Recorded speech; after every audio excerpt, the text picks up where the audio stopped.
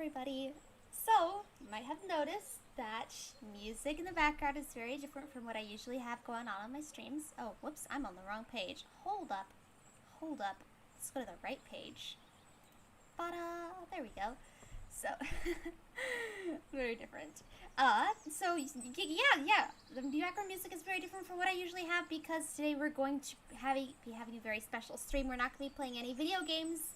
We're not going to be having any high energy stuff going on. We are going to be reading a book. I'm going to be doing another audiobook reading of the I'd Rather Fall Among the Stars series. I was about to call it something completely different. We're going to do another reading session of I'd Rather Fall Among the Stars. So for people who were not here during my during the yes, sort of. I'll try and make it as ASMR as possible. We'll see how it turns out. Hey there, Christopher. Welcome. Oh, why is the chat looking weird? Let me fix that chat box. Yeah, I don't know why it looks so weird. There we go. Okay, should be better now. Yes, I'll try and make it nice and calming and soothing and whatnot for ASMR purposes. But welcome to the stream. Yeah, so as a recap, for the people who were not here during my birthday stream, which was over on Twitch, so this is the first time I'm going to be reading this over on YouTube. I'm thinking of making all of my YouTube streams me reading this book series because it's a really long one. It's going to take a while, and I figure, hey, people like that kind of thing. But as a recap, this is a Warframe fanfiction, and before you get up and leave and decide that everything's degeneracy and whatnot, this is a very good one. I love it to pieces. There's no weird stuff in it. I can vouch for it. It's very cool. There is swearing in it, and I'm going to be bleeping out the swearing, replacing them with other words, because I personally am not comfortable with saying swear words. Just know that I will be doing that. This is a book that you can find on Archive of Our Own. Oh, let me grab the link. I should probably grab the link. Give me 1 second. I'll grab the paste from the Nightbot that I had up over on Twitch, back when I was doing the birthday stream. Here we go. Edit. I'm just gonna paste this in chat real fast. Hopefully it'll end up working out.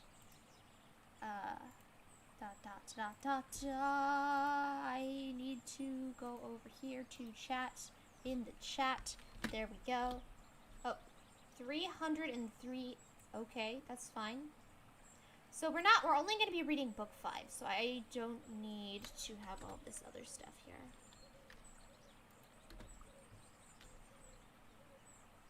Yeah, there we go. We're going to be reading book 5 today because we finished book 1, book 2, and book 3 on the previous stream. And chronologically, book 5 happens at the same time as book 1, 2, and 3. So we need to get through like 90% of book 5 before we can go to book 4. So that's why we're doing this one. And let's see, what else can I say?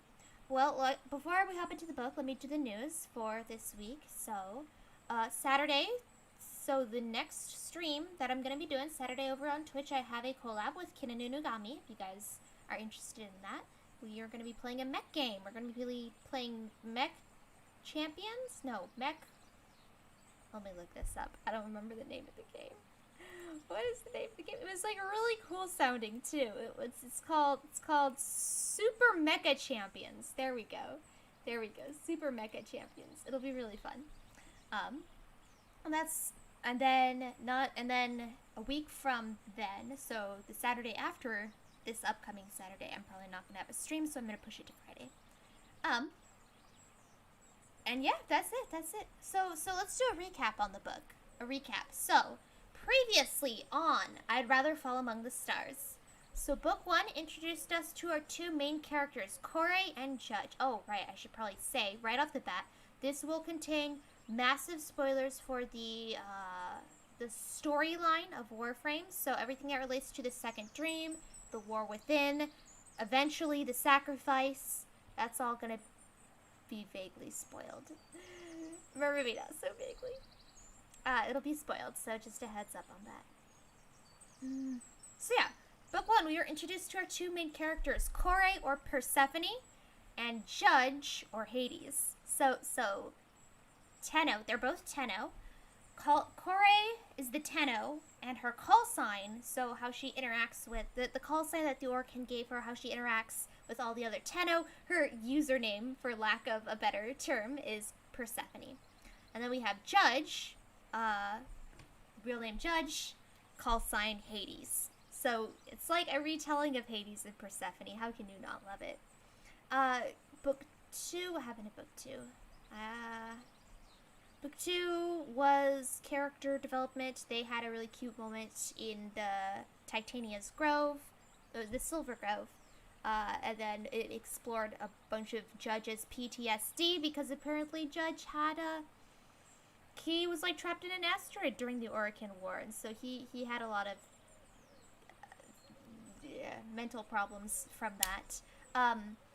They're both this this story, this book is not a plot driven book by any means. It is a character driven book.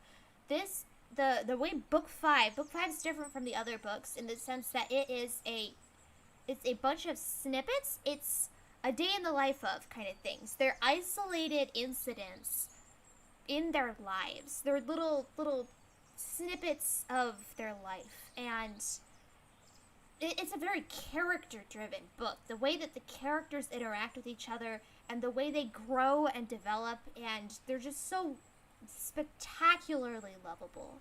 Like, you can't help but fall in love with these characters. They're all really great. And I figured that makes it a really, really chill book to read for a stream, because you're going to have people popping in, popping out, and they pop in and hear a coherent snippet, and instead of hearing the climax of some adventure story, you know? Like, I think that's great. Anyway, so that was book 2. Book 3, we're immediately going to jump into the aftermath of book 3 when I start reading. Book 3 was Ortis. So, it followed the events of the, what's it called? So in Warframe, in the video game Warframe, you have these cephalon fragments, and if you scan them, they'll complete your codex, but they also have hidden voice lines hidden inside of them, and that will tell the details of Ortis's backstory. And hey, Hayden, welcome. As I'm sure you can hear, things are very different today. We're having an ASMR-esque bedtime story reading. So boom, hope you're happy. We're continuing the book that we were reading during my birthday stream. I'm just catching everybody up to speed on what's going on in the book.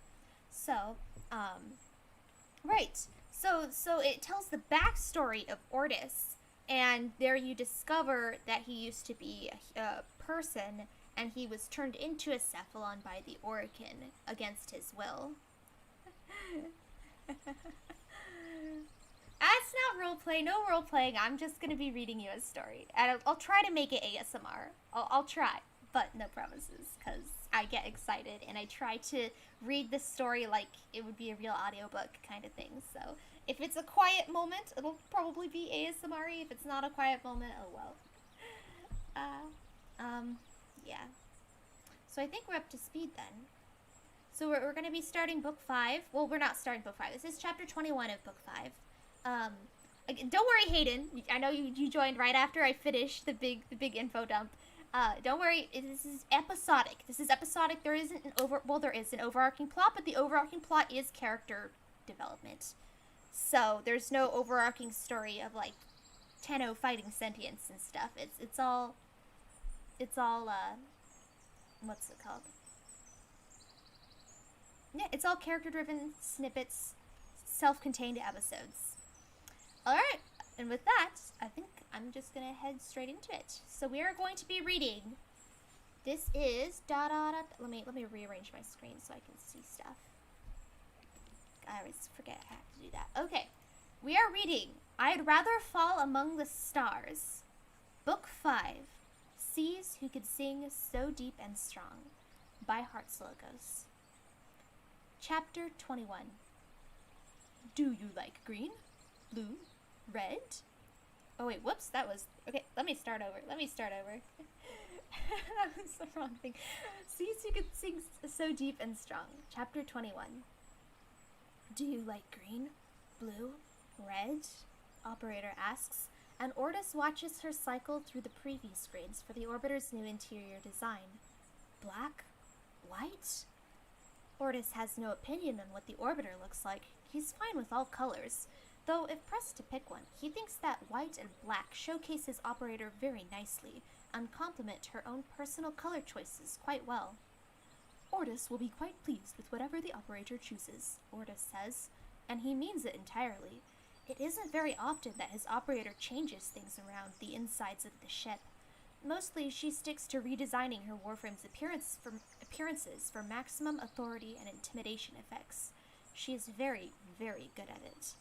Ortis is not sure if this is something inherently his operator or something Orokin instilled. He thinks that perhaps one cannot spend as much time around the Orokin in such close proximity as his operator has, and not picked up something about appearances and perceptions. Alright, and I'll be really happy with whatever you want yourself to look like, his operator says. Such generosity. Whatever Executor Ballas's cruel and sadistic intentions in binding Ortis to his operator are washed away completely by how hard his operator has worked to fight against every cruel imprint Ballas has left on her. She is kind and considerate and compassionate. The ship is you, Ortis, his operator sighs, running a hand through her hair, walking over to drop down into the abandoned Spectre's lap, arranging its arms around herself like she would with one of her Warframes, and leaning back, frowning at the hologram in front of her. You should decide what it looks like, not me. Ortis thinks that all of the colors the operator has chosen for him previously are incredibly pleasant. You once said my Excalibur made your eyes bleed. Ortis doesn't recall. Ortis also doesn't have eyes. Censors, then. I distinctly remember it, though. Ortis does too, but in his defense, she had decided to try coloring her Excalibur unit to look like a watermelon from some old Earth files she had found. It wasn't exactly unpleasant to look at, but it did make Ortis's sensors flicker a bit with, well... Ortis doesn't recall this, operator. Perhaps you dreamed it. Operator rolls her eyes. Seriously, Ortis, what do you like? Ortis likes what the operator likes, Ortis answers. Ortis, as Orden Karis, did not have any particular opinions on interior design. Most of Ortis's opinions are reserved for his operator's battle tactics and methodology for arming herself for battle, as well as the operator's chosen targets. Everything else is really just icing on the proverbial cake. Perhaps the operator should ask Tenno Judge for assistance in this matter. What does he have to do with anything? Corey asks. He's not you. Operator, you have often remarked on how you approve of Tenno Judge's choices in the designing of his Warframes and their color schemes. Perhaps Ortis can take some hints? Only sometimes, Operator says. I'll ask him later. Ortis hesitates. Tenno Judge has not been on the orbiter in some time. Ortis had almost grown used to being linked to his orbiter, and having Cephalon's Skyla so close that he could feel her data signals touching his. He was beginning to think that the bridge anchoring their main ships would become a permanent installation. Is there a problem with Tenno Judge, Operator? Ortis asks, unsure of how to broach the subject. He does not think that his operator and Tenno Judge are in that sort of relationship. Possibly.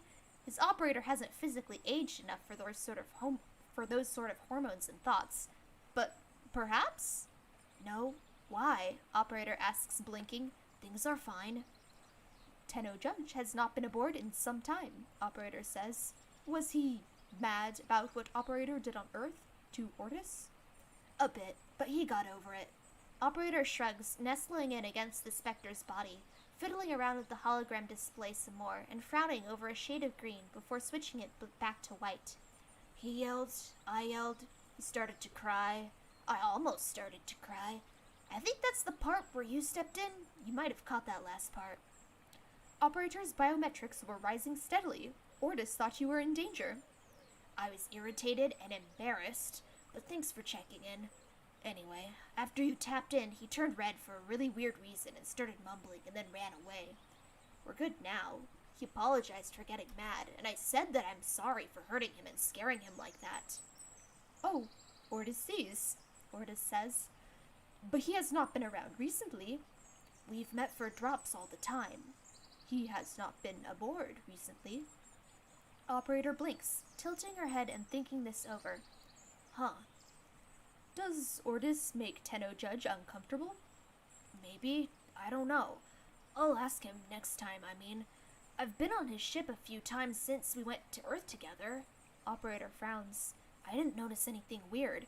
He didn't mention you or anything. I mean, he never did before, either. But things are different now, Ordis says. Ordis has been very careful with how he is perceived in the Weave, slowly transitioning his data between the old Ordis and the new one, lest one of the more hostile Cephalon realize it and call for his purging or some other sort of action against him. Ordis is fairly certain Cephalon's Suda and Samaris would try to protect him, though, either out of curiosity or for their deep respect and love for his operator and her service to their causes. Yes, Operator says, voice soft before she sits up again, throwing out the hologram so that it's larger. So, different things, different appearance. Just, how about you tell me which colors you don't like? Ordis sighs. If you don't pick, I'll let the Kubro pick instead, Operator says. And do you really want your interior hole to be colored by color-blind Kubro, Ordis? Do you? No, Ordis says immediately. No, Operator, I do not. Operator wouldn't do that to Ordis. Only if you don't start giving me a general direction to go in, Operator says. Come on, Ordis. If you can form opinions on poetry, you can form opinions on color schemes.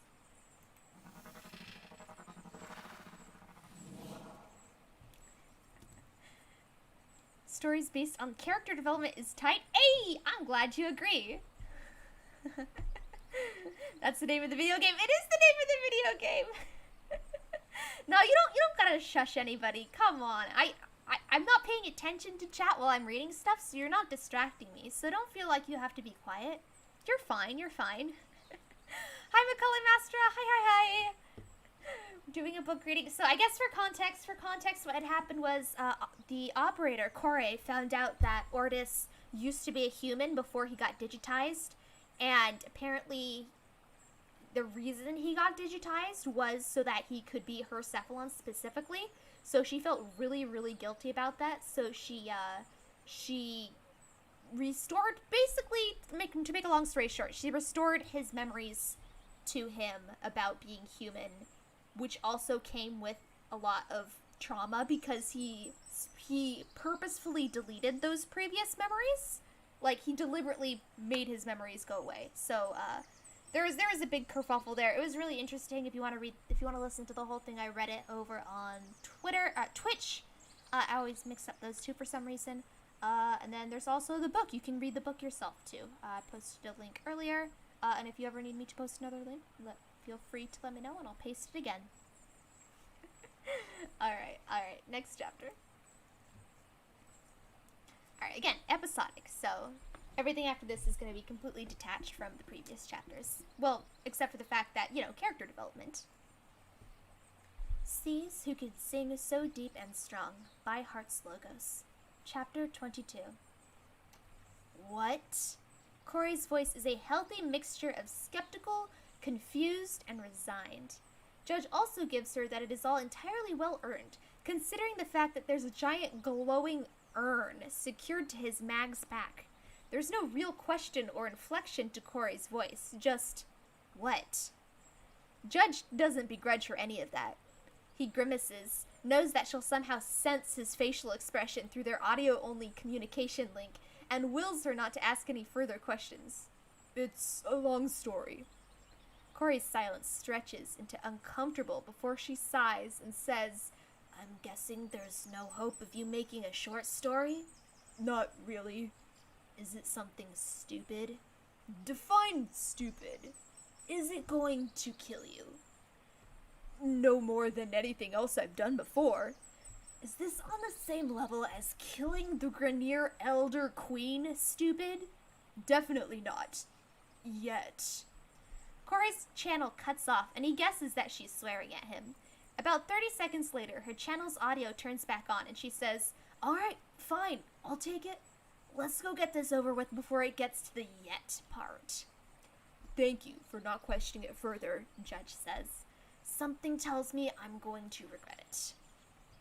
15 minutes later, Corey's what is no longer a statement, but a question shouted to the world at large, or at least their comms channel at large, which is just Judge and their cephalons. "What in the name of the void, Judge?" Corey yells. "Did that thing just suck in the life force of this Bursa?" Bursas are machines, Corey. They don't have a life force, Judge says, and Corey's Excalibur throws his arms up. Judge ducks the sword in Excalibur's hand and keeps his mouth shut about her waving her sword around like that. It probably would not help. But yes, it did just do that. Yes, it's done that before. Yes, that's, from what I can tell, normal. Yes, that's also sort of why I have it latched to my back like this. No, it's probably not dangerous. "You've brought the soul-sucking jar around before?" Corey asks. "You know all these answers?" "Yes." "Judge," Corey groans. "Please don't ask any questions about it." Corey's feed is nothing but static. Angry, judgmental static. By the time it clears, Judge's jar has sucked up the life force. He really doesn't know what it's gathering because machines do not have souls, especially not corpus machines. Judge refuses to give them that. The corpus. He's pretty sure if the corpus ever had souls, they sold it to whoever in some sort of bid war for credits or bonds or whatever. Two more Bursas, courtesy of Corey venting her anger out on them with her bare Excalibur hands and blades. It's terrifying, really. "Okay," Corey says, sounding a little out of breath. "Alright, I won't ask any questions. Promise me that this is as weird and disturbing as it gets." Promise me, Judge. Please. Please?" Corey groans, jamming her sword into a sparking osprey, sitting down on the wreckage of a moa, and puts Excalibur's head in hands. "It's like you want me to die. It's like you actually want me to die, Judge. I saved your life. I saved your life hundreds of times over. I was there for you when you woke from cryo and didn't know left from right. Why are you doing this to me?" "It's for science," Judge says instantly, and Corey groans even louder, throwing Excalibur's head back and slouching off the moa onto the floor. Judge shoots a camera before its sensors can reach her. "What do you have to do for science now?" Corey asks after a beat. He really doesn't deserve her. "I have to fill the jar with stuff." "It isn't life force. It can't be life force." "Stuff," Corey repeats, turning Excalibur's head toward him. "Stuff." Judge nods Mag's head and holds out her hand. "Help me get stuff?" Excalibur clasps Mag's arm and sits up, standing and getting Corey's sword once more. "For science, I guess," Corey mumbles, frame lighting up with the energy as they head into the next room. "As long as we're messing with the corpus, it can't be that bad, right?"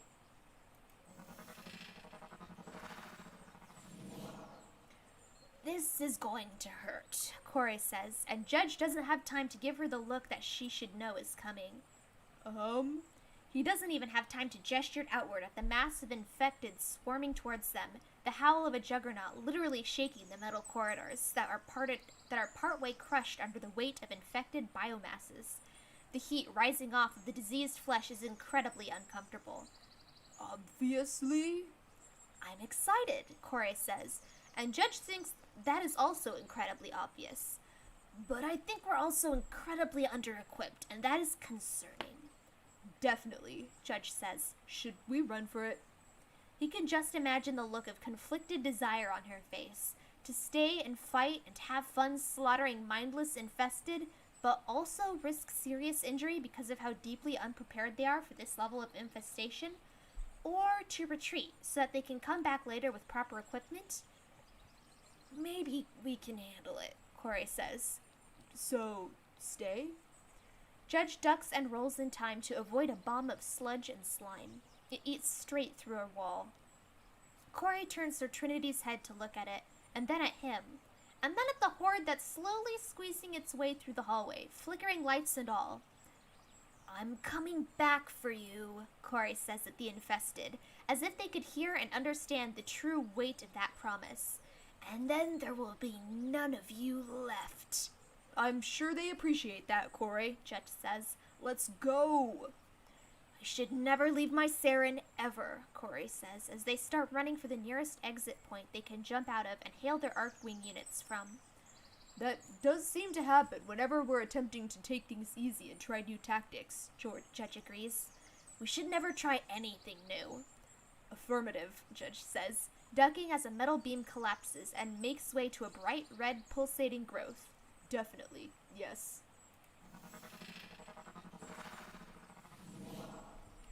You have a great story about a raccoon who travels the world and goes through deep character development from his beginnings at the Denny's dumpster to what he is today. Sounds like a story I've probably heard before. I'm gonna take a wild guess and say that's probably the case. It's between chapters, Hayden. Wait, what?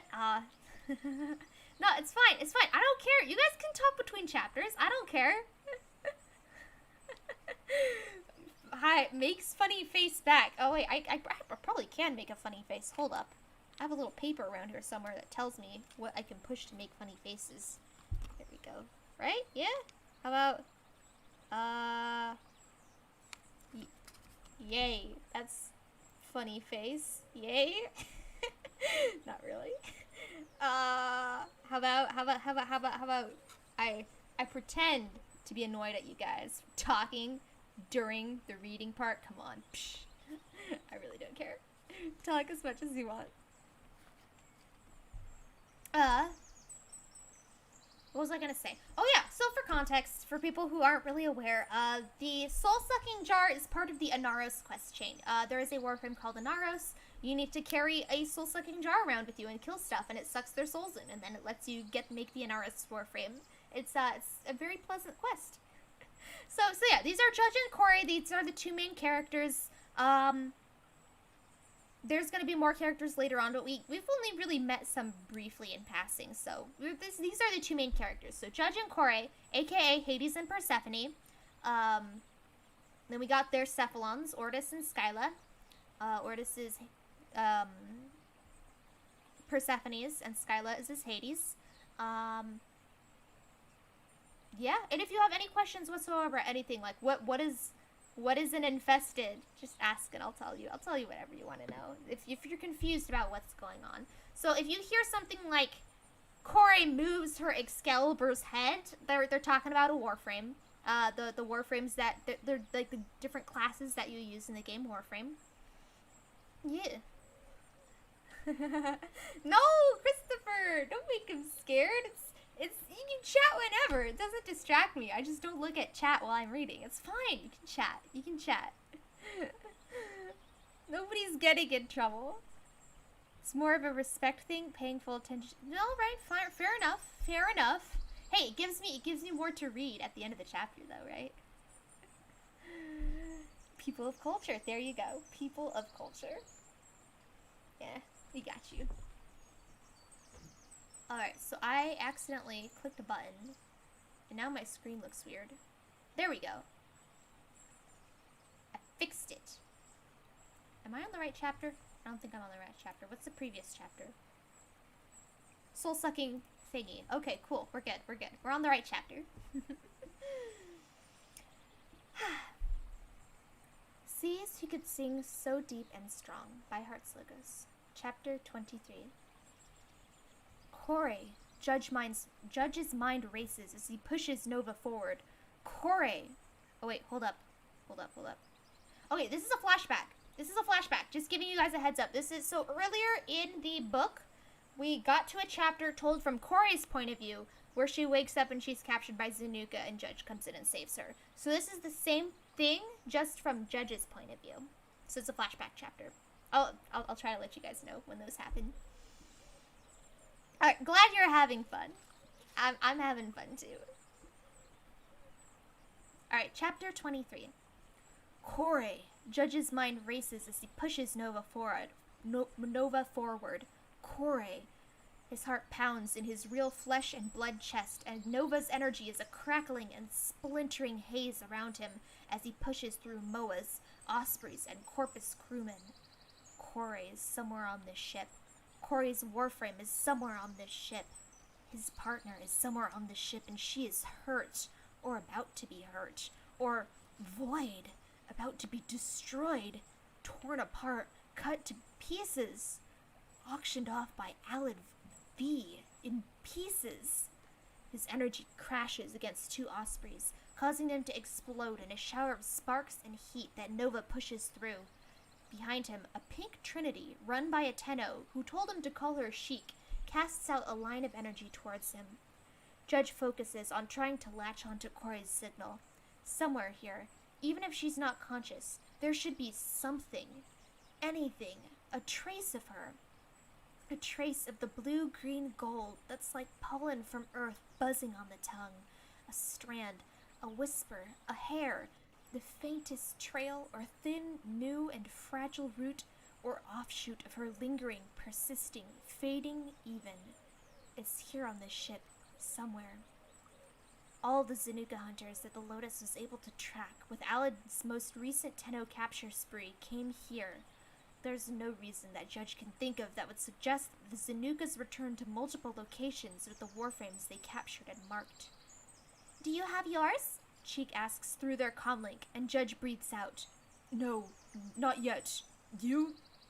Faint, but inconsistent, like he was being moved around, Sheik says. If they're being moved around... If they're being moved around, like cargo, Judge's mind supplies angrily, that would make it harder to pick up a good read, especially with all the blockers in the area. It's not nearly as bad as Grenier territory, but it's still annoying. Judge wonders how many other Tenno agents the Lotus has deployed here, because he's pretty sure that all of these alarms, all these scrambling crewmen, they're not just here for Judge and Sheik. He hopes that if someone else gets to Corey first, they let her go instead of passing her by because she isn't the Warframe they were here for. Judge feels bad for not stopping to help and escort the cells he and Sheik have found on the way. He's broken open the doors, and Sheik took care of restoring as much energy as she could. But he had to keep moving. He consoles himself that at least he didn't leave those Warframes helpless. Besides, all of them looked at him and nodded before going off on their own. None of them attempted to follow. Judge figures that maybe those Tenno ended up looking for their own partners, or maybe they just wanted to deal with this alone. I found my boy, Sheik says, and Judge stops, body vibrating with energy, with the urge to go, go, go, go, go.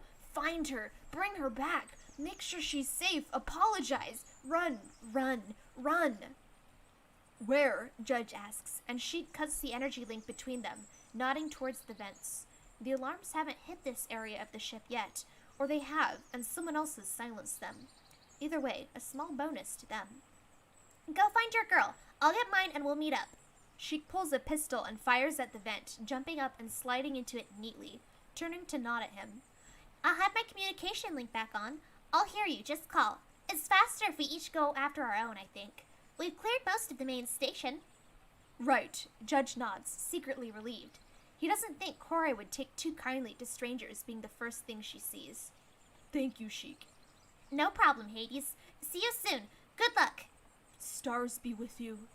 Judge nods at her, watches her disappear into the vent, and turns to project his scan outwards. Corey, his heart beats. Corey, where are you? The hypocrisy of not helping the other Tenno here further than the complete basics is not missed by him. Hasn't he just argued with Corey about how she handles rescues and extractions of non-Tenno just a few days ago? Void.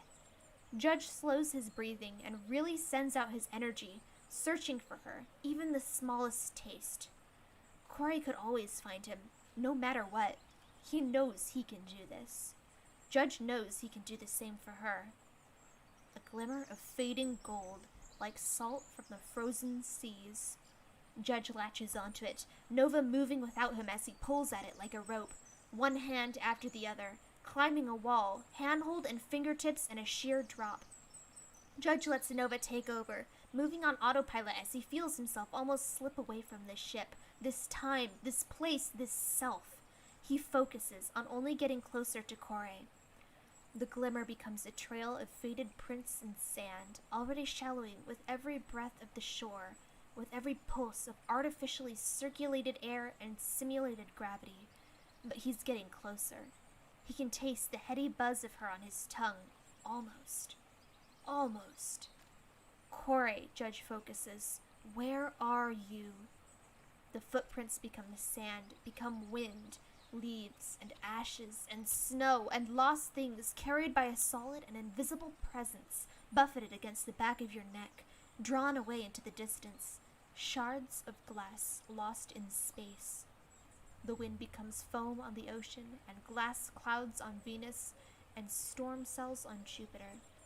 And then there is nothing but Kore in front of him, faint and swirling but present and there. He wants to reach out with the lightning of his own void energy. Judge doesn't even realize Nova has stopped in front of a locked cell. He comes back to himself then and hacks the cell door. He doesn't recognize the black and green Warframe within, a Vauban, but he knows it's Kore. It must be Kore.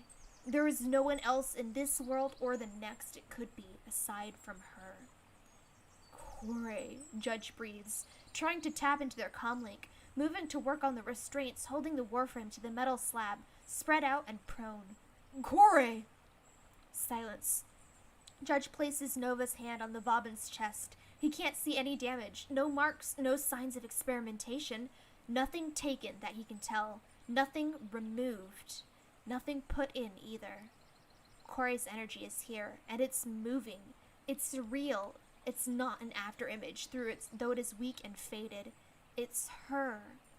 How hurt was she? From a faint probe of the Vauban's shields, he can tell that the Warframe hasn't been completely calibrated and is nowhere near the standard any Tenno would need to fight off a Zanuka hunter. But still, Judge repeatedly tries to hail her Cephalon to try and get her to respond through their private channel. Kore? It's been almost 2 days since she was taken. Shouldn't she be awake by now? Kore, Judge says, sending a shock of void energy through Nova's arm to Vauban. He watches the magenta disperse over Vauban's black chest. Kore! And then static, a crackle in his ear, in his mind, as Vauban's sensors and energy flicker to life. Vauban's head jerking and slowly rolling. I'm here, Kore's voice says through static, slowly clearing up. Relief, golden and cresting. Kore.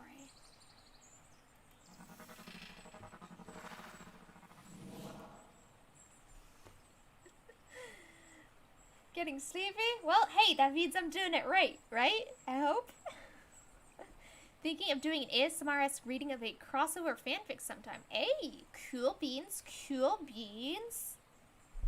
Hey, I mean, hey, this is a fanfic. It might not be a crossover fanfic, but it's a fanfic. If you've never even played Warframe, you haven't got a clue what's happening even. You're just a cultured axolotl. Hey, okay, if you have questions, just feel free to ask me and I can explain stuff. So basically what happened was, in the game Warframe, there is a creature called a Zanuka who can actually capture your Warframe, and you will not be able to use that Warframe until you go on a reclamation mission to free it. So the guy who's doing the capturing, Alad V, he's capturing the Warframe so that he can chop them up and auction them off and use their pieces to build Zanukas. So that's basically what was happening. Kore had been captured by a Zanuka, and Judge was looking for her, and he was trying to find her before Alad V chopped her up. DR7, well, thank you for stopping by. Thank you for stopping by. Aw, glad you think it's gonna be a good stream. What is a Warframe? So, basically think of it like a super suit that when you put it on, you get powers, and you can swap between the different suits. So, they all look different.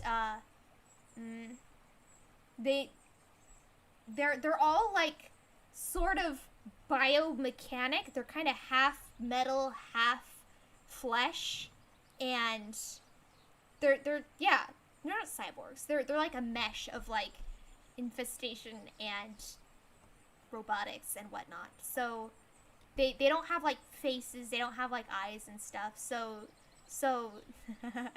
DR7 has gone to the Jade Light. Oh no, not the Jade Light. So I guess as to put this as spoiler free as possible, the Tenno are the people who are driving the Warframes. They're not a race. They used to be Orokin, but they're not anymore because they were exposed to void energy. So now they have special void powers, and they used to have equipment that would let them. How do I do this without doing like huge major spoilers? they're like they're like the Evangelion pilots, I guess, of the Warframes. So yeah, they can swap the Warframes. They can swap them like suits. They're like mecha exosuits that the Tenno can use. So let me. They're classified as a warrior case. Iron Man's, yeah, pretty much Iron Man's. Let me pull up a picture. I know I can pull up a picture here. Oh, I don't have. Here. Whoopsies. Ha ha ha. I tried to Google Warframe, and my computer just automatically goes to warframe.market. Here. I got you, Hayden. I got you. So, here we go. So, if I could, nope, that's not gonna do anything. Let's see. So, here. Can I make this bigger? View image, right? I can't. Open link, copy link, open image, new tab. Here we go. This will give you a nice big picture. So as you can see here, let me move this to the side. Nope, that didn't work. What if I move it like this and then make it big? Please ignore my my crowded desktop. There you go. So yeah, so you can see these are an example of some Warframes. So for instance, this is an Excalibur. So you can swap classes basically between an Excalibur and this is a Loki. With a Nintendo Switch skin on. So each class of Warframe has different abilities, like different superpowers. So it's like different Iron Man suits that you can swap between. So all of these Warframes can be owned by a single Tenno, and the single Tenno can swap between Warframes as the situation calls for. For example, this blue one over here, this is an Ivara. She's really good for like stealth. So if you wanted to go into a stealth mission, you wouldn't take your Excalibur, you would take your Ivara. So different tools for different missions. So as you can see, like they don't look like people. Like they got the suits with like no eyes, no mouths, no anything. Like I guess Ivara has this round optic thing, but it's like not. Let me see if I can zoom in. It's not like an eye. It's like a light around an optic kind of thing. So yeah, these are Warframes. So yeah, they're like Iron Man suits pretty much. Let me see. Does that answer the question? We're starting at square one. I know what you're thinking. How could you not know anything about Warframe? No, it's fine. It's fine. No. Ask any question you want, and I will do my best to answer it. They're better keyboard. Dude, was the keyboard that bad? Oh man. Near were borders, Corpus were the economists, Tenno were the. Sort of, I guess. Yeah, pretty much. This was back during the days of the Orokin War, which were. I guess I'm gonna have to go into that a little bit. Yeah, back in the days of the Orokin War, there were like frames for your body, and you used them in war. We'll call them frame wars. Yeah, pretty much. So yeah, they are remnants of a bigger society that used to be running around called the Orokin. The Orokin, basically got in deep water with another race called the Sentients, and they made the Warframes piloted by Tennos as a way to combat the Sentients. and the sentients are gone, and then the Tenno turned on the Orokin and killed them all, so now the Orokin are gone, and the Grineer and Corpus are left. They're the other factions, they're factions you fight in the game. The Orokin War. Yeah, it's fine. It's not anything you need to know. All you need to know is that Corey is a Warframe. No, sorry. Corey is a Tenno who controls a Warframe. She controls Saren, usually.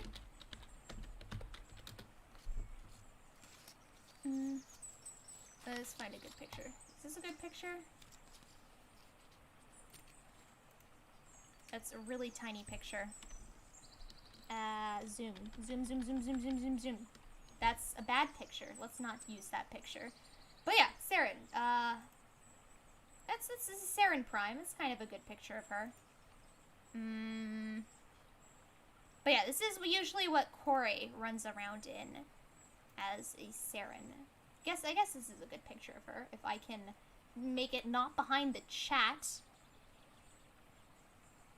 Here. Open image. How do I keep losing this? There we go. Now it's not behind the chat. So this is Corey usually runs around. And so Saren's like a damage frame. She deals DPS. And then Judge. What is Judge? Judge has a bunch of different frames. He usually uses, at this point in the story, he runs around in a Nova a lot. Let me pull up what Nova looks like. I love Nova. Nova's my girl. Judge, at this point in the story, he changes frames later on. But at this point in the story, he runs around in a Nova. Why are there no really cool pictures of Nova? I mean, these are some cool Nova skins, I guess. But the actual pictures are really meh. That's a Neja, not a Nova. Oh, look at this one. It's so cute. I got it. Here we go. Here we go. And of course, you can customize these with like different colors and whatnot. So they're obviously not in default colors. I think Corey at this point uses like red and black, and Judge uses like dark blue and magenta to color his stuff. But there you go. That's Nova. That's what Judge looks like sometimes. Anyway, hope that answers the question. If you guys have any confusion whatsoever, please ask me, and I will answer it as much as I can. I'll just head back to the story then. Rearrange the screen. Might have a small understanding of what's happening, but I might leave when you start going miles an hour. Okay, I'll try my best to be considerate. For a live action adaptation of Warframe. Warfarm. Amazing. Explosive pics. Hey, well, Warframe is a very grindy game, so you gotta farm stuff a lot in Warframe. So hey, I get you. Alright, let's move on to chapter 24. Let's see. Oh, a Cephalon. A Cephalon is an AI, basically. It's an AI that used to be a human that got digitized. And they help them out. I think that's all. If there's any new terminology, please feel free to ask. A Kavat is a cat. A Kubro is a dog. I don't know. That'll probably come up a lot.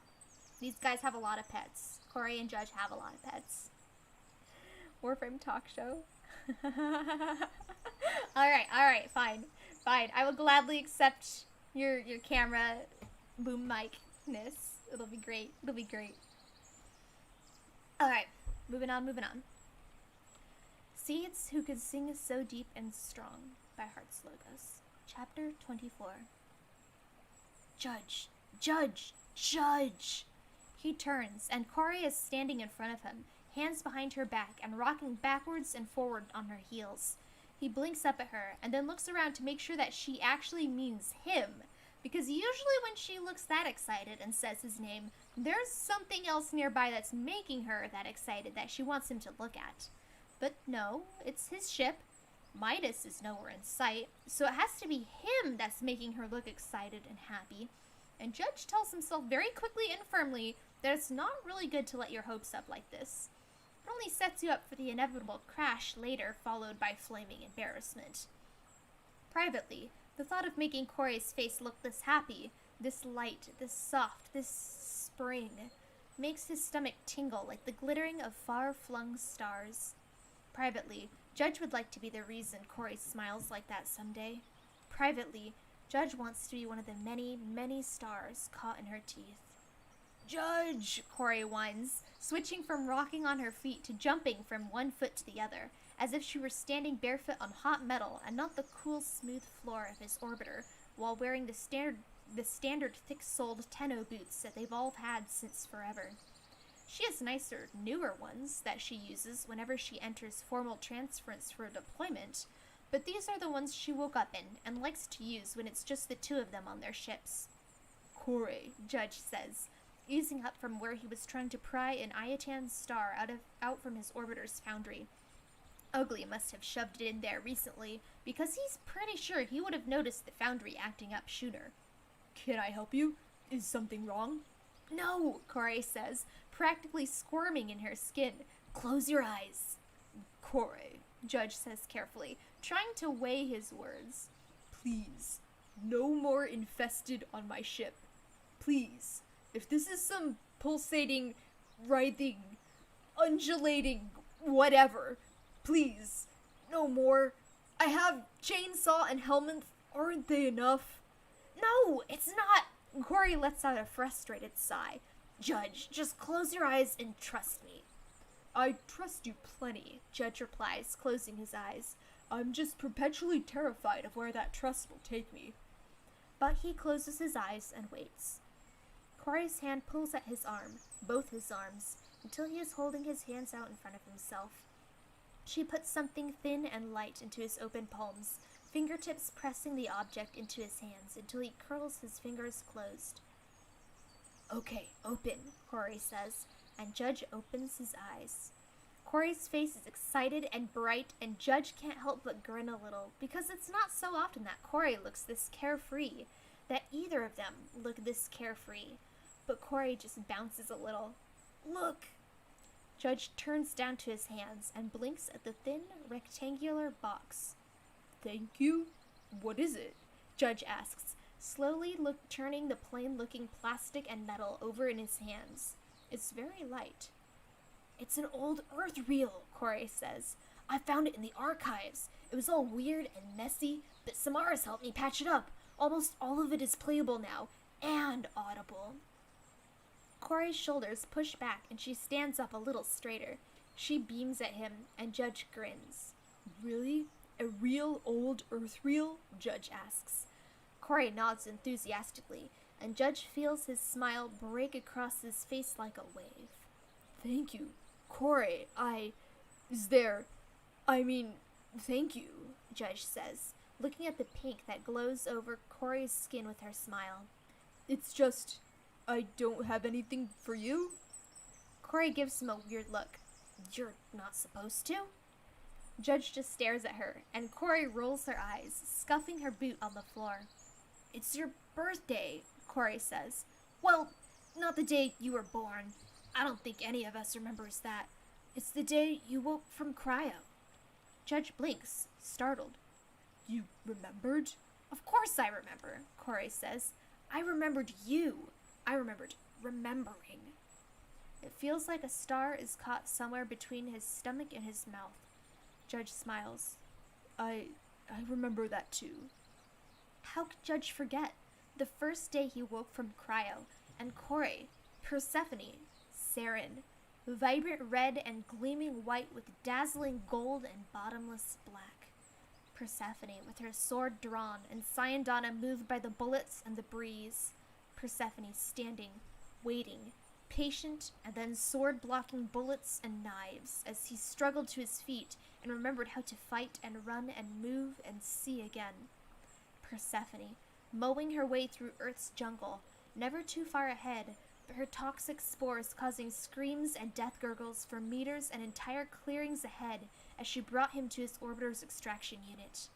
Judge remembers her as he tentatively got into his extractor, Warframe slowly recalling, Tenno inside still asleep and forgotten, and flew away. He watched her, standing there on the empty landing pad, covered in moss and dirt and dust. Persephone, bathed in gold and solemn blue. Judge might not have known what time it was then, but as soon as he could remember time as a thing, he made sure to find out. He holds the data clip in his palms, and the sun in his chest expands. Do you want to watch this with me? I mean, if you're not sick of it already, Judge says, and Corey's eyes squeeze with her smile. Honestly, I was so focused on making sure it played well that I wasn't paying attention to what was actually playing, Corey says, and follows him toward the front of his orbiter. Corey, Judge says as he plugs the data chip into the correct port on his console. Yeah? Corey asks, making herself comfortable on the floor among a dozen blankets that they both dragged over here and left behind.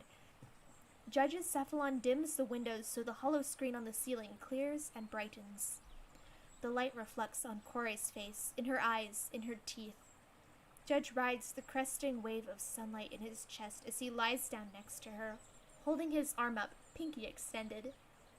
Corey locks their small fingers together, squeezing as their hands lower between them. Thank you, Judge says, and Corey's ankle lines up directly with his, a gentle nudge of bone. Happy birthday, Judge, Corey says. Thank you for being alive.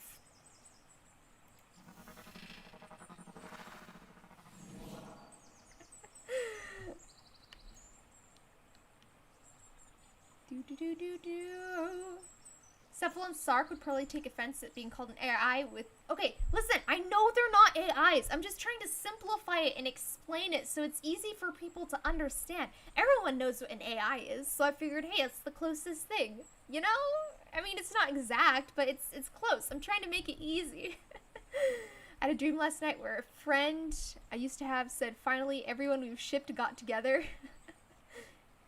Hayden and no one. Hayden. Aw, wait, nobody shipped Hayden with anything? Aw, that's so sad. It's okay, Hayden. Flaming embarrassment, so I identify with him. Yeah. I also understand embarrassment. I thought I was, you made up half the names? Okay, got you. Names have been changed to protect identities, except one. Uh-oh. It's okay, Hayden. It's okay. We got you. We can be your buddies. Even if, I don't know, I feel weird, like, you can't ship IRL people. That's super weird. Like, I remember once, I was playing, what was it, It Takes Two, and somebody randomly came into chat and they said, dude, do you ship Iron Mouse and Sea Dog VA? And I'm like, well, no, because they're real people? Like, I don't know. I mean, if they were my friends, that'd be one thing, but it's just two people online, and it's like, nah, they're people that I don't know personally that are real. Like, I can't ship people who are real, like, unless they're like best friend kind of level. Fictional characters, on the other hand, heck yeah, I totally ship Corey and Judge. Heck yeah. Anyway, moving on.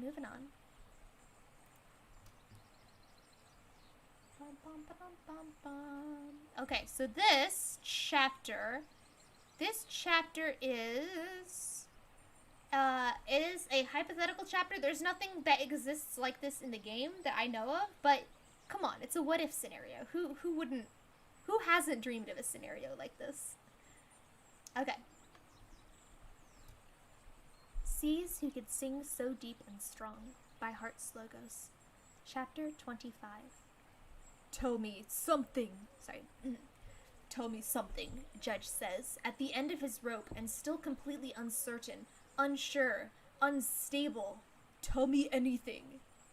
The two Koreys, only one of them can be Corey, only one of them can be his Corey, just stare at him with equal looks of frustration and incredulity. Could you be any vaguer than that? The Corey on his left says, hands opening and closing with pent-up irritation at energy rolling off of her in waves. Judge has to admit, whoever is the fake, they're very good. Though Judge can't help but think that if their situation were reversed, Corey would have figured out who is the fake. Judge loathes, and he means loath on every level. He would even go so far as to say hates, like how he hates and fears tight spaces, like how he hates and disdains the Grenier, this hellish cocktail of organ technology and sentient manipulation of it. He would love to know how it got into him, into Corey, how it got so deep into them that they have to deal with it like this, right now. What kind of something? The other Corey asks, the one on his right. Her face and voice seem calm and composed, but he can see the struggle, feel it. This Corey is keeping a tight rein on herself. Judge wishes he knew which way Corey would react in this situation. Both are so equally her. To lash out and burn with the indignity of being copied and pitted against herself, or to retreat within and hold calm and steady, untouchable. Something that only Corey and I share. Something we share without speaking, Judge says. It takes him a while to come up with that, but he thinks that there is so much said between them, much more unsaid. He doesn't think that the copy based on the surface of their thoughts, would be able to bring out the subtleties of that. There is a river that flows underneath the surface of Hades and Persephone, Judge and Corey, that is not touched by words or actions. It is glances. It is breaths. It is the skim of the very blunt fingernail against the outmost joint of the smallest finger.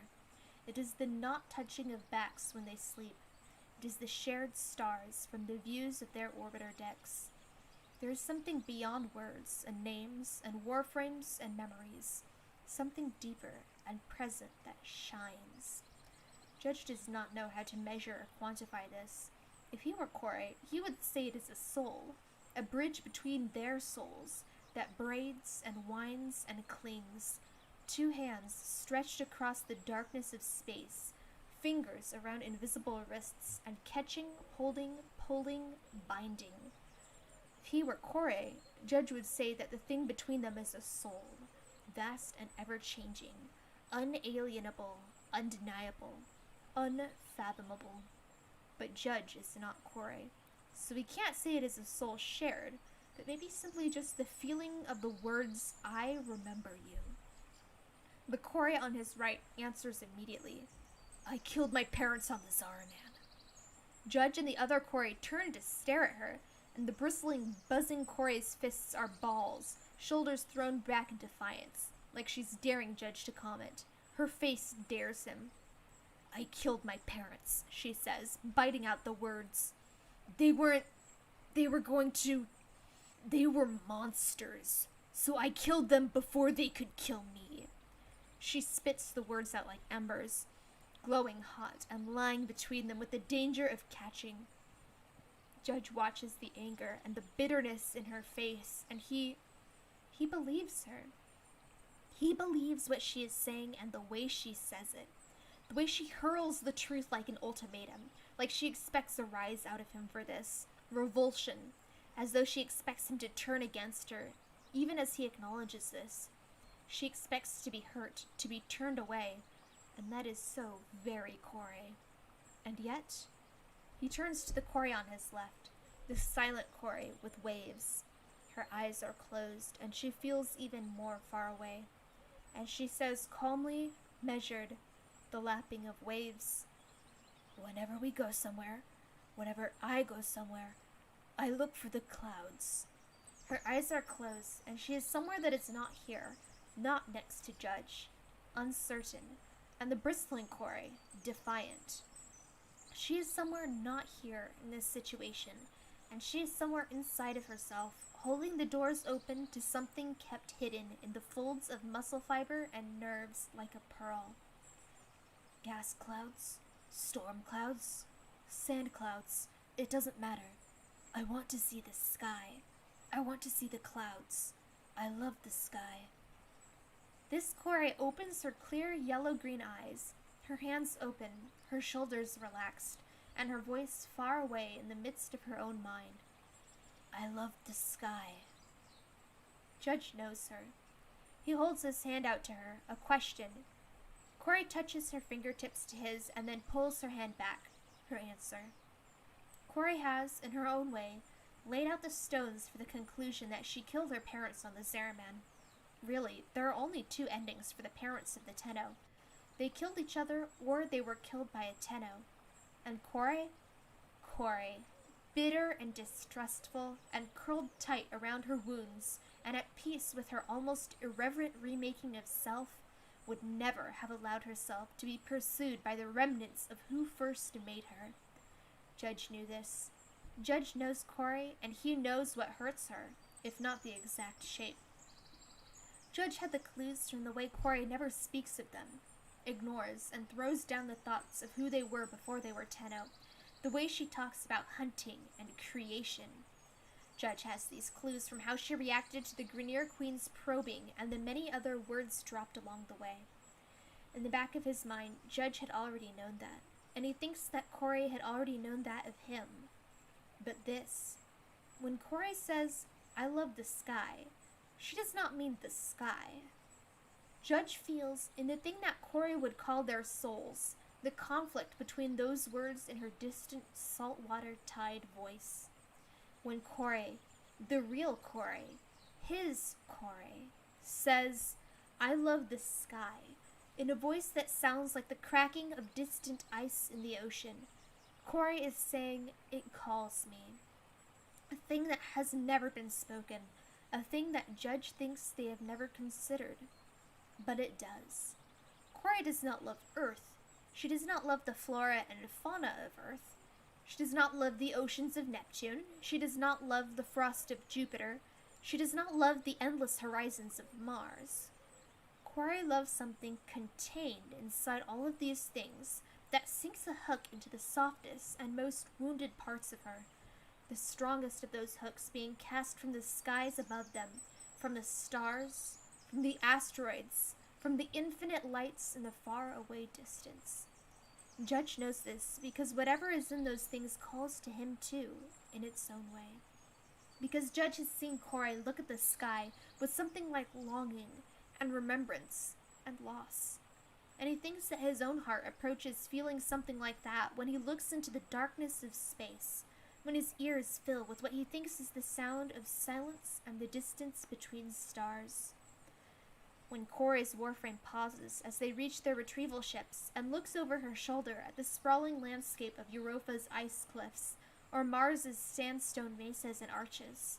When Corey jumps up on top of the suspension wire and slowly turns her gaze up towards the sky at the thunderstorms building and the rolling masses of heavy, pregnant clouds, it pulls at the heart. It pulls, as Corey would say, at the soul. A longing. When Corey says, "I love the sky," she is not telling him to understand that she loves the sky, and the things in it, and the things that fall from it, or even the things that reach for it. Corey is asking him to understand that she cannot explain or put to words the feeling that comes from looking up into the sometimes blue, sometimes gold, sometimes violent, sometimes black expanse above them. Only that it brings a stinging wetness to the eyes and gently lathes the breath out of the lungs. Corey is telling him that the feeling of the sky is enough to move her out of silence and distance. Corey is telling him, when she says those words, that the sky, and all that it holds and rises over, the reflection of the sky in the sea, the glimpses of it between feathers of birds in flight, the fragments of it glimmering through trees, the cut of it against rocks, hurts and robs. When Corey says the words, "I love the sky," Corey is saying that if she continues this line of thought, she will not be able to come back. "Thank you," Judge tells her as he watches her fold into herself, pulling herself together around the wound of this moment. "I'm sorry." Corey just nods her head, and Judge turns to the burning, bright illusion. "We've won this game," Judge says. "Leave." The fake Corey sneers, face distorting in ways that cause a spike of pain through Judge's brain before it disappears, hissing in the warped and chilling voice of a sentient. "For now, until death." Judge's stomach lurches as he's jerked out of the illusion and is returned to the derelict chamber they were exploring after they had finished cleansing the area of infested. Corey is standing at his right, far away in her own head, but she turns to look at him, face blank. "Do you need to be alone?" Judge asks. "Do you?" Corey replies. Overall, Judge thinks this hurt her more than him. Illusions and the certainty of reality might be Judge's weak point, but Corey was forced to expose things kept hidden inside of herself.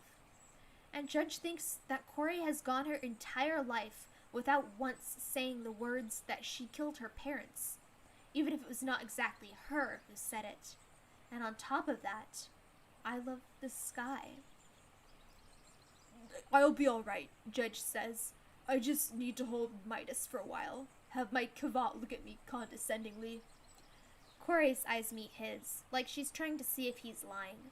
She nods once and disappears into golden blue as she returns to her Saren. I'm going ahead, Corey says, each word cut precisely and cleanly, ice sheared against rocks. I'll cover you, Judge says, even though she doesn't need it. I know, Corey replies. Judge returns to his mesa and shrugs the feeling of unease and unanchored self off. Corey? She doesn't respond, but the line is open. I love the sky too.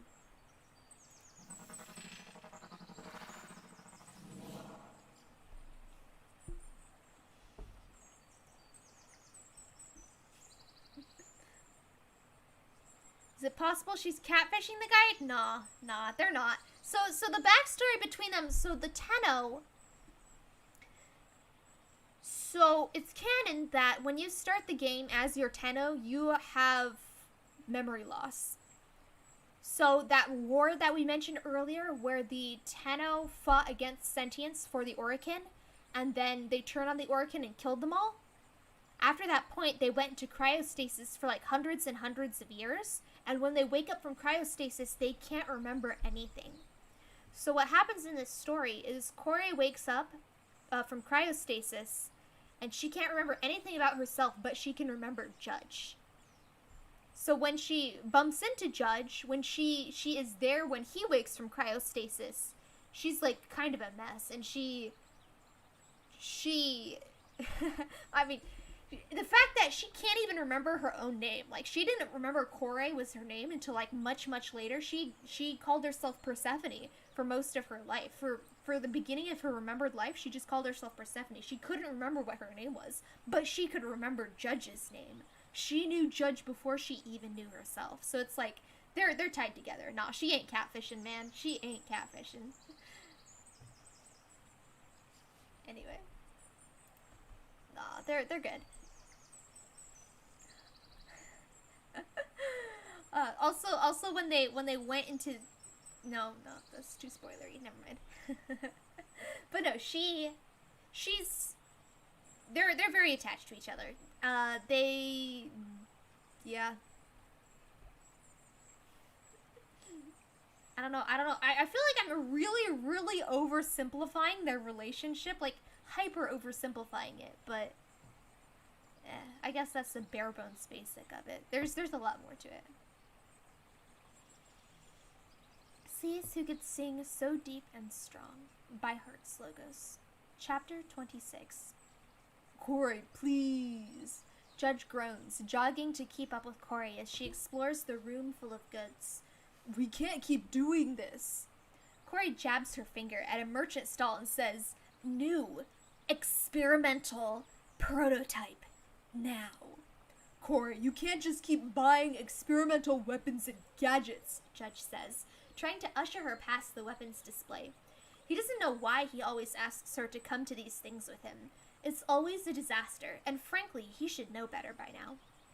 The merchant, despite not being able to hear Corey's enthusiasm, is long familiar with this routine. Corey will rush up to whatever she thinks is interesting. The merchant will list the specs and the price. Judge will attempt to get Corey to not get the thing. Corey will ignore him and get the thing. It's not as though Corey can't afford to get the thing. It's not that Corey isn't experienced enough with weapons that she can't get the thing. It's not even that Corey stockpiles the many things and never uses them. Oh, she uses them. She uses them a lot. She uses them, he'd say, very well. In fact, Judge would go so far as to say that Corey uses them in ways they shouldn't even be used, beyond their potential and their purpose, in creative and dangerous ways. Judge will inevitably fail to get Corey to not buy the new prototype weapon. In fact, not only will Corey buy this weapon, but she will immediately go off on a solo mission somewhere and start experimenting with its capabilities. Judge will not know the results until days, possibly weeks later. Entire planetary rotations later sometimes. The weapons dealer begins talking, handing Corey a model as she lifts it and turns it, testing the weight and the feel of it in her hands. Even if she doesn't like it, she'll get it. Because what is the meaning of weight and feel in your hands when you can change your hands? Granted, overall, you get a feeling for what you do and don't like to use, but Judge knows that a Fragor in Rhino's hands is infinitely more preferable to using the exact same spec Fragor in a Mag's, and a Skana is much more deadly and versatile in an Excalibur's than in a Wukong's. It's a rare occasion where Corey is not in her Saren or her Ember or even her Titania. She's in her Excalibur frame, and she's holding a very small but deadly-looking pair of pistols. He has no doubt that he is going to be seeing them in the near future on Saren or Titania's hip. Judge resigns himself to this. And then, a loud sound rings out through the warehouse, and every head turns to see that Darvo and Clem are dragging themselves in along with huge crates of cargo. They look haggard and beat up, like they've been chased or recently escaped some Grenier or Corpus flyers. Corey does not really like Darvo or Clem, but she does appreciate their deals and their ability to sneak in contraband. She puts down the pistols, raises one finger at the merchant, and gestures for him to hold what he was saying. Wait, and she runs. Judge feels her go in a rush of wind and energy as she dashes, and then bullet jumps into the air, aiming for a dive straight at Darvo. She's not the only one either. At least 24 Tenno bullet jump, leap, spiral, glide, and dash across the warehouse towards Darvo before he can even set up. Judge throws Mace's hands into the air. Corey, please! We really can't keep doing this. You'll run out of room in your arsenal storage, and I'm not letting you use mine. New weapons. Now! Corey replies and cuts their channel, apparently annoyed with Judge trying to be the moderate one.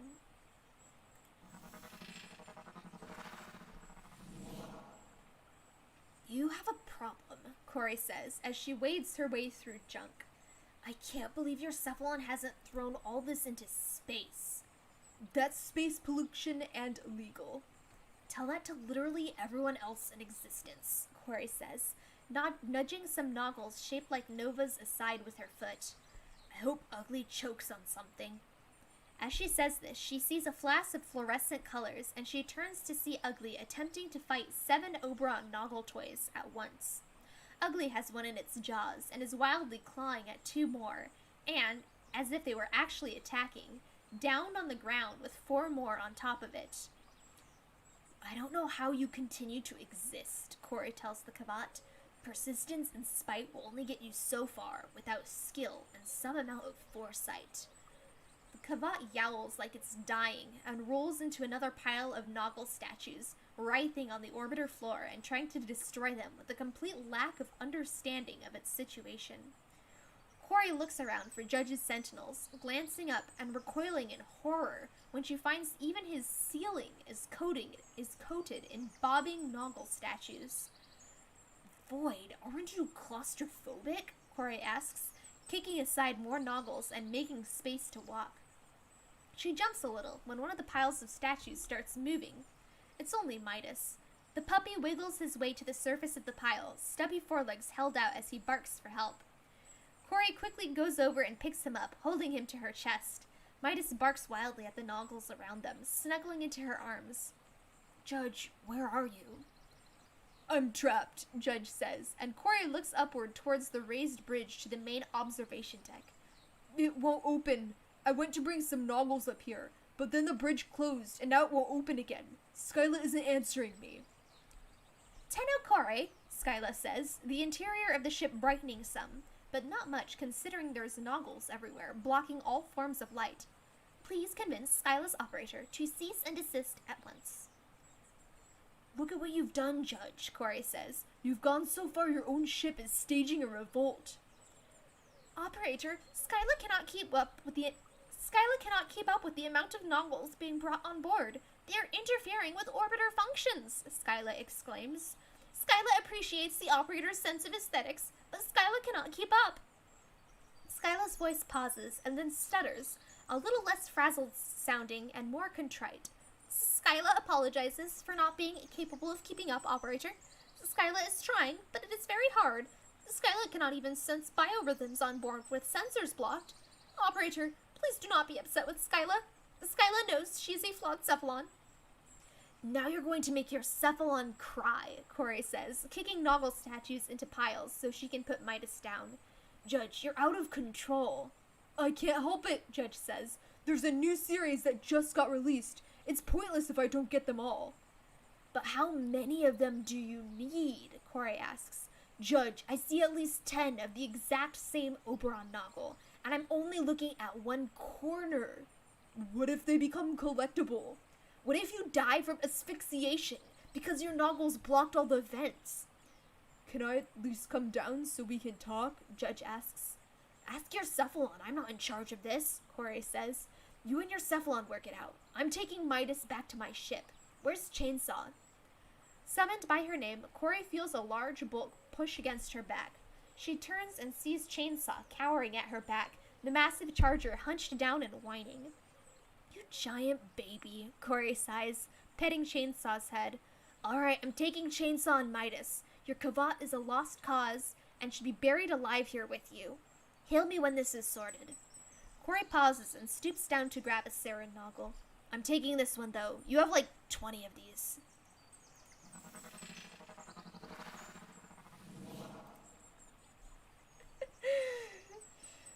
She's got an attitude? She do indeed. My judge voice is the best part of the story? What? Really? Can I get you to voice every male voice in my raccoon character development story? We'll see. Hey, Hayden, do you like Bionicles? I do a Bionicle audiobook. That Bionicle has, like, one female character each book and, like, 16 male characters. So, you get to hear me talk in an Australian accent. And, what was the other one? A British accent, and... I don't think there's... I did my best Sans impersonation for one of the characters. I don't know. I'm glad you like my judge voice. Oh, hey, yeah, it's a good point to plug. Oh, you're heading out? Oh, alright. Well, bye, Hayden. Thanks for stopping by. Thanks for chatting. Glad you're sticking through with the book, even though you don't know anything about the setting. Have a good one. Appreciate it.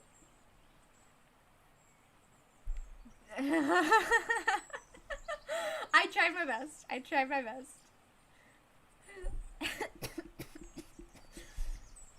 Sorry, I'm laughing too hard. You're making me cough. Alright, I'm just gonna continue on with the rest of this chapter. Oh, wait, no. I should give you a link. Let me pull up a link. I'll grab it from my Discord. Bomb. Let me see if I can find the link. Gonna have to scroll up a trillion years, but I'll find it. Don't you worry. Your pretty little head over it. It was this one? Was it chapter 2 or chapter 3? I think it's chapter 2. Let me send you chapter 2. I think this one has the Sans voice, if I remember correctly. I could be wrong. Let me get you this. Did that work? Did it work? Is the link going through? Whoopsies. Oh, whoopsies. Something went wrong. Yes, something went wrong indeed. Testing. Am I still live? Oh, the Discord link. Oh, it's in the description of the YouTube video, actually. But I can get you the link anyway. I don't know why I'm coughing. Yeah, I can get you it. It should be in the video description link. It's gonna say, oh no, Hayden has to see what it's called. It used to be Doom Central. I don't think I've changed the description to match that. But it's not Doom Central anymore. There you go, Hayden. Yeah, I would. Looking forward to being able to see you there. Yeah, absolutely. Have a good one. Thanks for stopping by. Okay. Back to the story. Ba-da-da-da.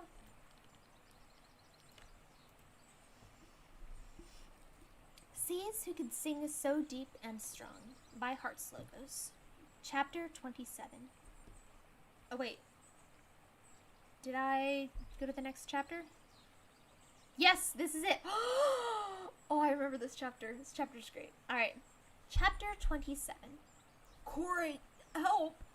Judge says, sounding like he's about to cry, or maybe he's already crying, and Corey drops gently her shade and starts running. She hears the Sentinel's alarmed beeping before its motors kicked in, and it's hovering on its own. Shade will be fine. Shade just needed comfort and reassurance, and there's nothing physically wrong with her Shade. Judge, on the other hand. Judge. Her Shade will definitely understand. Corey crosses their ships in record time, lungs burning. She skids to a stop in front of her partner, and then she's breathless for another reason. Corey feels her eyes get so wide they might pop out of her face. You didn't, Corey says, even though she's facing evidence that he definitely did. Judge is full on crying now, but he's got his arms around a huge, thick, bulky neck. He's a big boy, Judge sobs, barely coherent sounding as he clings to the neck of the giant, barrel-chested Kubro standing next to him. Judge isn't even standing on his own. He's just hanging on for dear life. Corey, he's my big boy. Corey feels like she's going to start crying too. Midas barks, a loud, deep, ear-ringing sound that makes her teeth buzz. Midas, pup extraordinaire, is now a fully grown Kubro. You let him mature.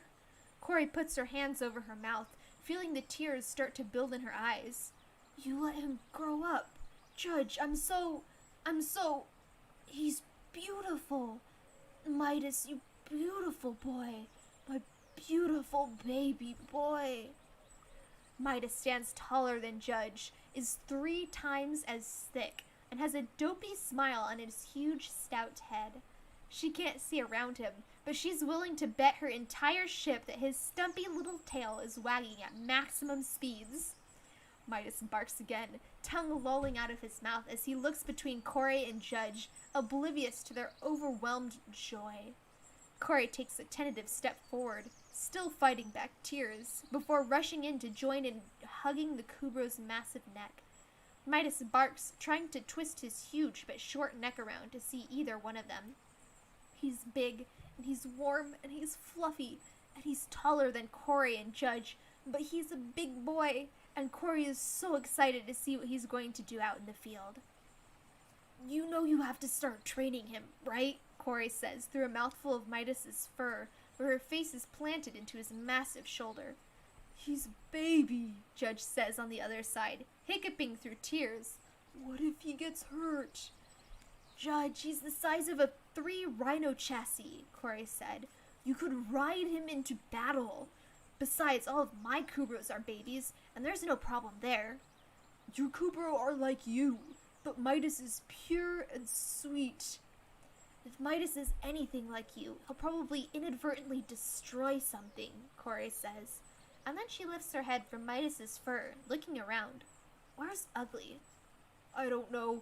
I haven't seen Handsome for a while, Judge says. I've been focused on Midas. Cephalon Skyla, where is Ugly? Corey asks, because it's not a good idea to ever forget that Ugly exists in this world and continues to persist in being ugly. Tenno Corey, the Kavat is concealing itself by hiding in the Helminth chamber, Skyla replies.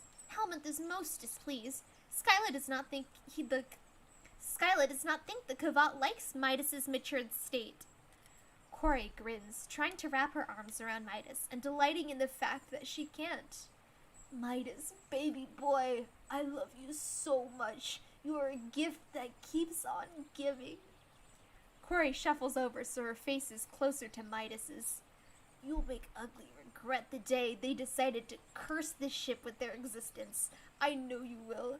You're going to make me proud. Stop corrupting my Kubro. Stop letting your Kavak run your ship, Corey replies. Midas barks, oblivious to the political and hierarchical drama that he's started by being his glorious self, and sits down. It makes very little difference in his height. I'm going to get Hijira. I want to see who's taller. Midas is definitely the big boy here, but I want to see if he's taller, Corey says, reluctantly peeling herself away from Midas and already missing the feel of hugging him. Also, Valencia is going to be delighted that her little pup friend is now a big pup friend. I don't want your tank disguised as a Kubro teaching my puppy disguised as a tank anything weird, Judge says. Ship sailed.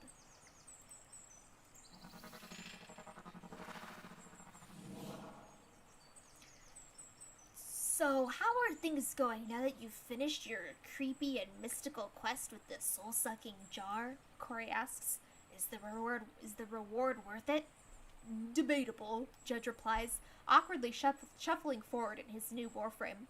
I haven't tested an Aros out yet enough to get a feel. But how does that feel right now? Awkward and clumsy, Judge replies. That can be fixed with time, right? Mostly, Corey replies. I'm excited to see what happens when you're down for the first time. I was told that a coffin will appear. A what? Who told you that? Some other Steel Meridian members I talked to. Some of them have Inaros specs too. It looks like Baru Katir wasn't just having you suck souls.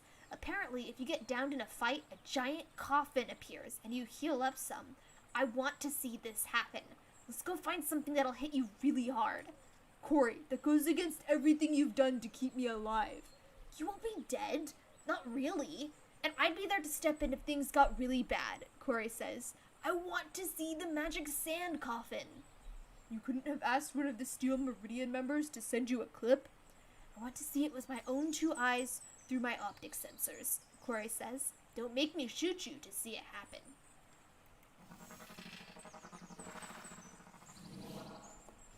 Hey there, Hayden. How do you give yourself a roll? Discorb, nice. So what you have to do is you need to go to the rules and you need to click on the green check mark underneath the first big paragraph of rules, the one that has the little 80 number next to it. After you click that, you get access to the rest of the server. Then you go right underneath it. It says feel free to assign yourself roles in the Get Your Roles Here channel. You just click on that. Hey, I saw you click it. It's at 81 now. So you click on the Get Your Roles Here blue thing in the message right underneath it, and it takes you to that place. So from here, the stream alert ping will ping you when I go live. The Warfarmer thing is for Warframe. You probably don't care about that. And then all those other roles at the bottom of it. So you click the little emote underneath the message, and it will give you the role. So the stream alerts one is for streams, and then and then the Warframer one is for Warframe stuff, and then all the other ones are flavor roles. So I tried to include a whole bunch of different like fandoms and points of interest and things people would like. So you just click to give yourself one of the flavor roles if you want to. They're for flavor. They're just if you want to, I don't know, have a flavor. So instead of a grunt, you can be the Green Power Ranger. That's all. That's all that the flavor roles are.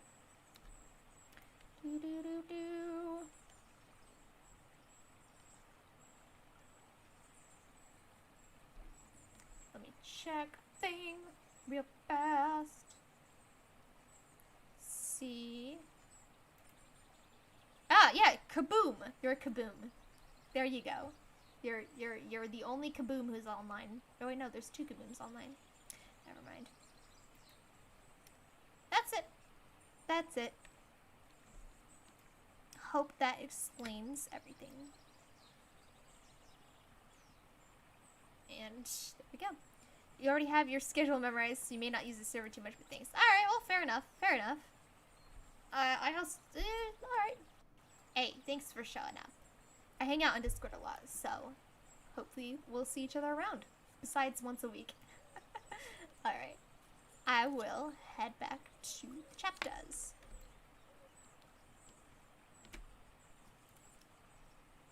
Okay. Am I on the right chapter? I am on the right chapter. Nice. Seas Who Could Sing So Deep and Strong by heartslogos. Chapter 28. Judge finds Corey in her transference chamber, meditating at the edge of the far side of the room. She's illuminated by the strange pale white light, the organic tree-like growths that fill the space behind the transference chair, and the open pit that leads into some of the more delicate chambers of the orbiter. Corey? Judge asks, approaching slowly, uncertain and a little afraid. What's happening? It's not Corey who answers him, but her Cephalon.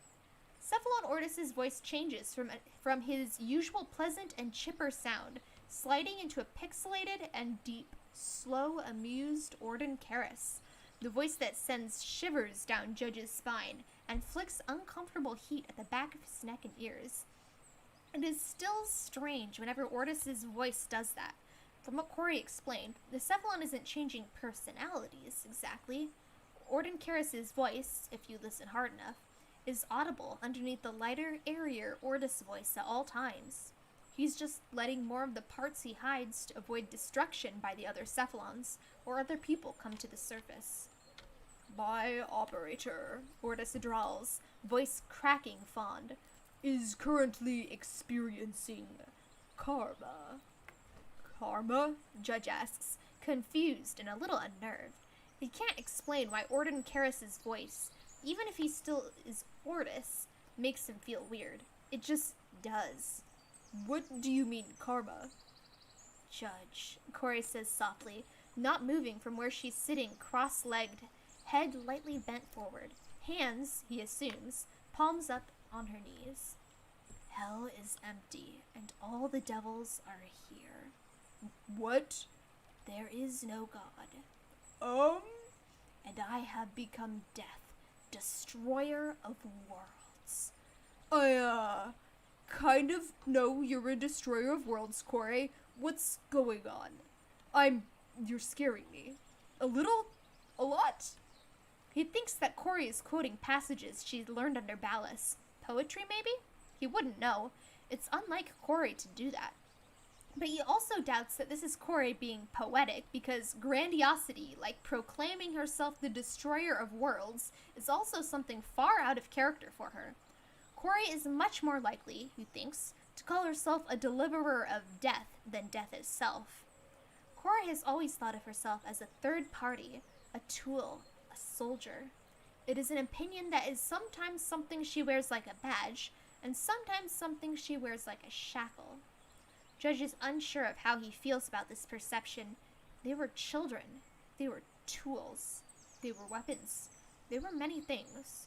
This is not wrong of her, or any of them, to think. You will sow what you reap, Corey says, and slowly levitates in the air, turning to face him. Her face is incredibly calm, and a little disturbing with how calm it is. I am scared, Judge tells her. Corey, I am afraid of you. She shakes her head and closes her eyes. Corey takes in a slow breath and speaks softly, in the tone of voice Judge recognizes as the one she uses whenever she is recalling something far away and long past. Something she doesn't particularly like, but is resigned to having experienced. When the Lamb broke the fourth seal, I heard the voice of the fourth living creature saying, "Come." Ortis laughs, a deep laugh that cracks through the speakers, turning into silence and static. Judge hears and senses doors within the orbiter opening, and he turns to see the door to the transference chamber unseal and open. He stares. Corey continues to speak. I looked, and behold, an ashen horse, and he who sat on it had the name Death, and Hades was following him. The Kavat has beautiful colors.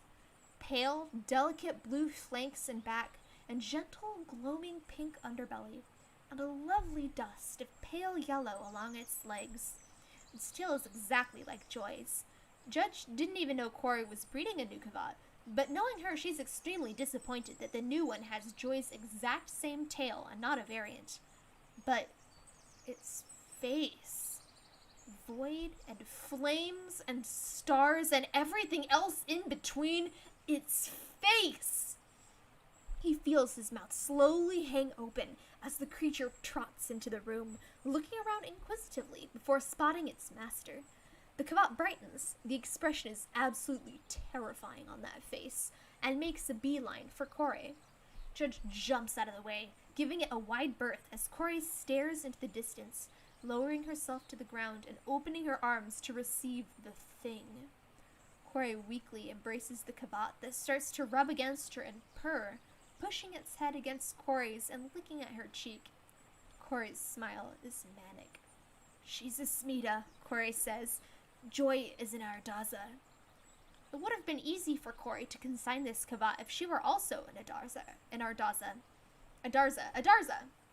Ugh. It would have been easy for Corey to consign this Kavat if she also were an Adarza.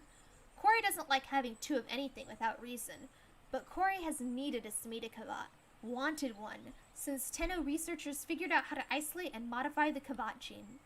Corey laughs weakly. "Judge, help."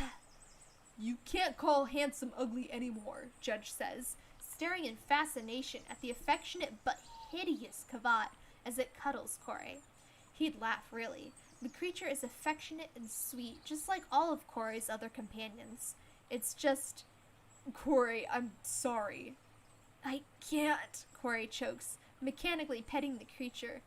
"Judge, I can't consign her, but I also... look at her." "Gene masking," Judge says immediately. He had attempted it with Ugly for a while, before deciding that it didn't make a difference. "Corey, gene masking." "I can't," Corey whimpers as the Kavat curls up around and over her lap to sleep. "Judge, I have nothing left.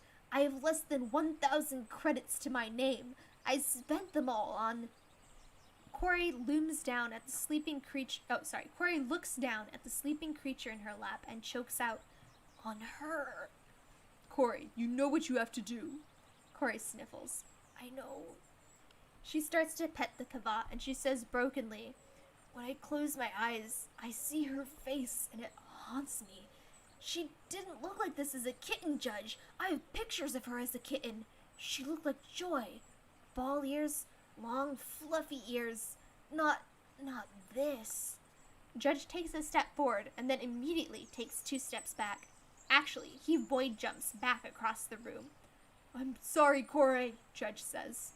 Corey slowly folds down over the sleeping Kavat.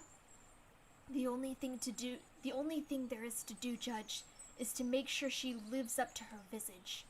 This face, the last thing people see before they die. A curse, a powerful weapon, a destroyer, a herald of doom. I will train her, groom her, raise her to be her maximum potential. It is the only recourse left."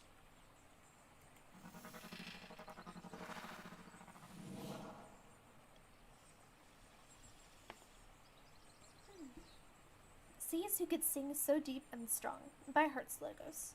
Chapter 29. "I don't know how I feel, but I think this is how you felt when you saw Spooky for the first time after you matured her in the incubator," Judge says as he watches the gangly Kubro trot around the orbiter, investigating the knuckles and various objects Judge has scattered around.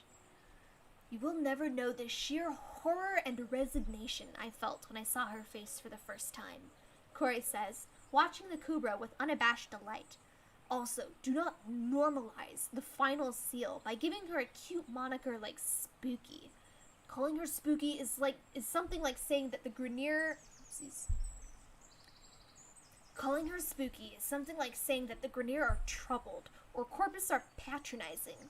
Call it like it is, Judge. Grineer are messed up, Corpus are entitled, and the one that the gods forgot is an abomination." "You are so very dramatic about this," Judge sighs, as the new Kubro starts to enthusiastically trot and then run after Ugly. "The only reason you're so happy is because he likes to bait and mess with my Kavat." "Midas won't do it. Someone on the ship has to," Corey says. "What a good boy." Look at him go. You go, Cadmus. You teach that mean Kavat who's boss. Cadmus, no, Judge moans. He's only 2 days old. He's going to corrupt Midas. Impossible. Midas is pure and wonderful in every way. Being matured into a big boy did nothing to him. Is it supposed to? Look at the pale rider, Corey says. Well, don't look at her, but consider her.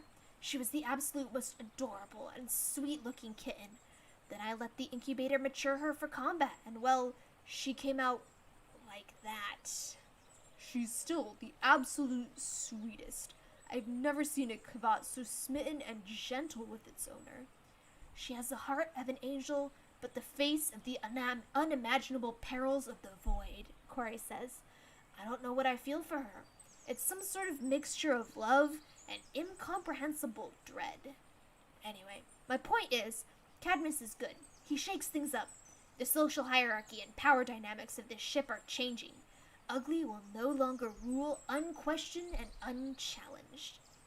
I think you having Spooky made you really dramatic, Judge says, as they walk over to where they can hear Helmet, Handsome, Skyla, and Cadmus arguing. Judge doesn't want to know, but it's his ship, so he does have to know. It's refreshing and interesting. I like it. Judge gives Corey a quick smile, even as concern for his ship and his Kavat tug at the back of his head. Corey rolls her eyes, but she's smiling too. They round the corner, and Judge's smile drops instantly. Corey bursts out laughing. Handsome is clinging to the ceiling of the Helminth chamber, hissing. Cadmus is repeatedly trying to get up at her, rearing on his hind legs and falling a few feet short of getting his nose swiped off by Handsome's sharp claws. Helminth is hissing and trying to get both creatures out. You let this pestilence in, ghost. Skyla replies calmly. The operator has allowed his companions access to every room, Helminth. Skyla did not permit the Kavat in. It is not Skyla's place. The doors are automatic, Helminth. This is not a fault of Skyla's programming. Is there a problem? I like it when your Cephalon gets snippy, Corey says, still grinning as she watches this tableau unfold in front of them. I like your new rowdy boy. Judge, of course, loves his new rowdy boy, but he's also extremely concerned that his rowdy boy and his picky Kavat are going to rip each other to shreds. Corey, this is going to be war on my ship, Judge says. We're all family. This can't happen. Does Midas know there's going to be a war on this ship? Corey asks. What? Judge is almost knocked over, saved only by Corey reaching out and grabbing his arm as he falls. By Midas barreling into the room and tackling Cadmus into the floor. Cadmus yelps, but Midas is enthusiastically barking and nuzzling and goading his new brother into play, while at the same time successfully surging up to knock Handsome from the ceiling and onto the orbiter floor. He still doesn't know he's a big boy, does he? Corey says as they watch Midas successfully corral both Handsome and Cadmus together in a corner of the Helminth room. Nope, Judge sighs, holding very still before Corey lets his wrists go. She leans against the open door of the Helminth chamber. Judge watches his large Kubro tussle with his smaller and younger Kubro and his Kavat. He thinks this is a game, doesn't he? I'm sure Cadmus also thinks this is a game, Corey says. A one-sided game, but definitely a game. My poor Kavat. Your poor Kavat nothing. After all the garbage Ugly pulls daily? Corey snorts, shaking her head. At least now they're learning they can't boss you around. Cadmus is looking out for you. Consciously, even. Midas doesn't even know he's a big boy and thinks they're still playing. Cadmus knows he's the bigger boy between himself and your Kavat, and he's using it to every advantage. I like the way he thinks. Corey, that's bully behavior. No, Judge, that's just heroics. It's tactics. He's fighting back against Ugly. I really don't know what you think goes on in this ship, Judge says. Not everybody runs their ship like a finely tuned military machine with ranks and all. I don't know what you think goes on in my ship either. If you think that an organized rank of who follows whose orders is a finely tuned military machine, Corey replies. My Kubro and Kavat listen to me when I tell them to do stuff. You just look at yours and hope. Corey glances around. Where's Chainsaw? Hiding. Corey blinks. Chainsaw is twice Cadmus's size. Why is she hiding? They were playing hide and seek, and I think Cadmus forgot. Corey just stares at him. Also, Chainsaw doesn't like fights, so she's probably using this as an opportunity to not get involved. Corey nods. Sounds more like her. There's a loud yelp, and they both look to see that Midas has sat on both Cadmus and Handsome, and is now barking at Helminth, who continues to hiss. I'm going to get Isha. He's going to love this, Corey says. Wait there. I'm getting Joy too. The three of them can chase Ugly. Stop picking on Handsome! Tell Ugly to stop being a brat. He's a cavat, that's just their personality. Excuses.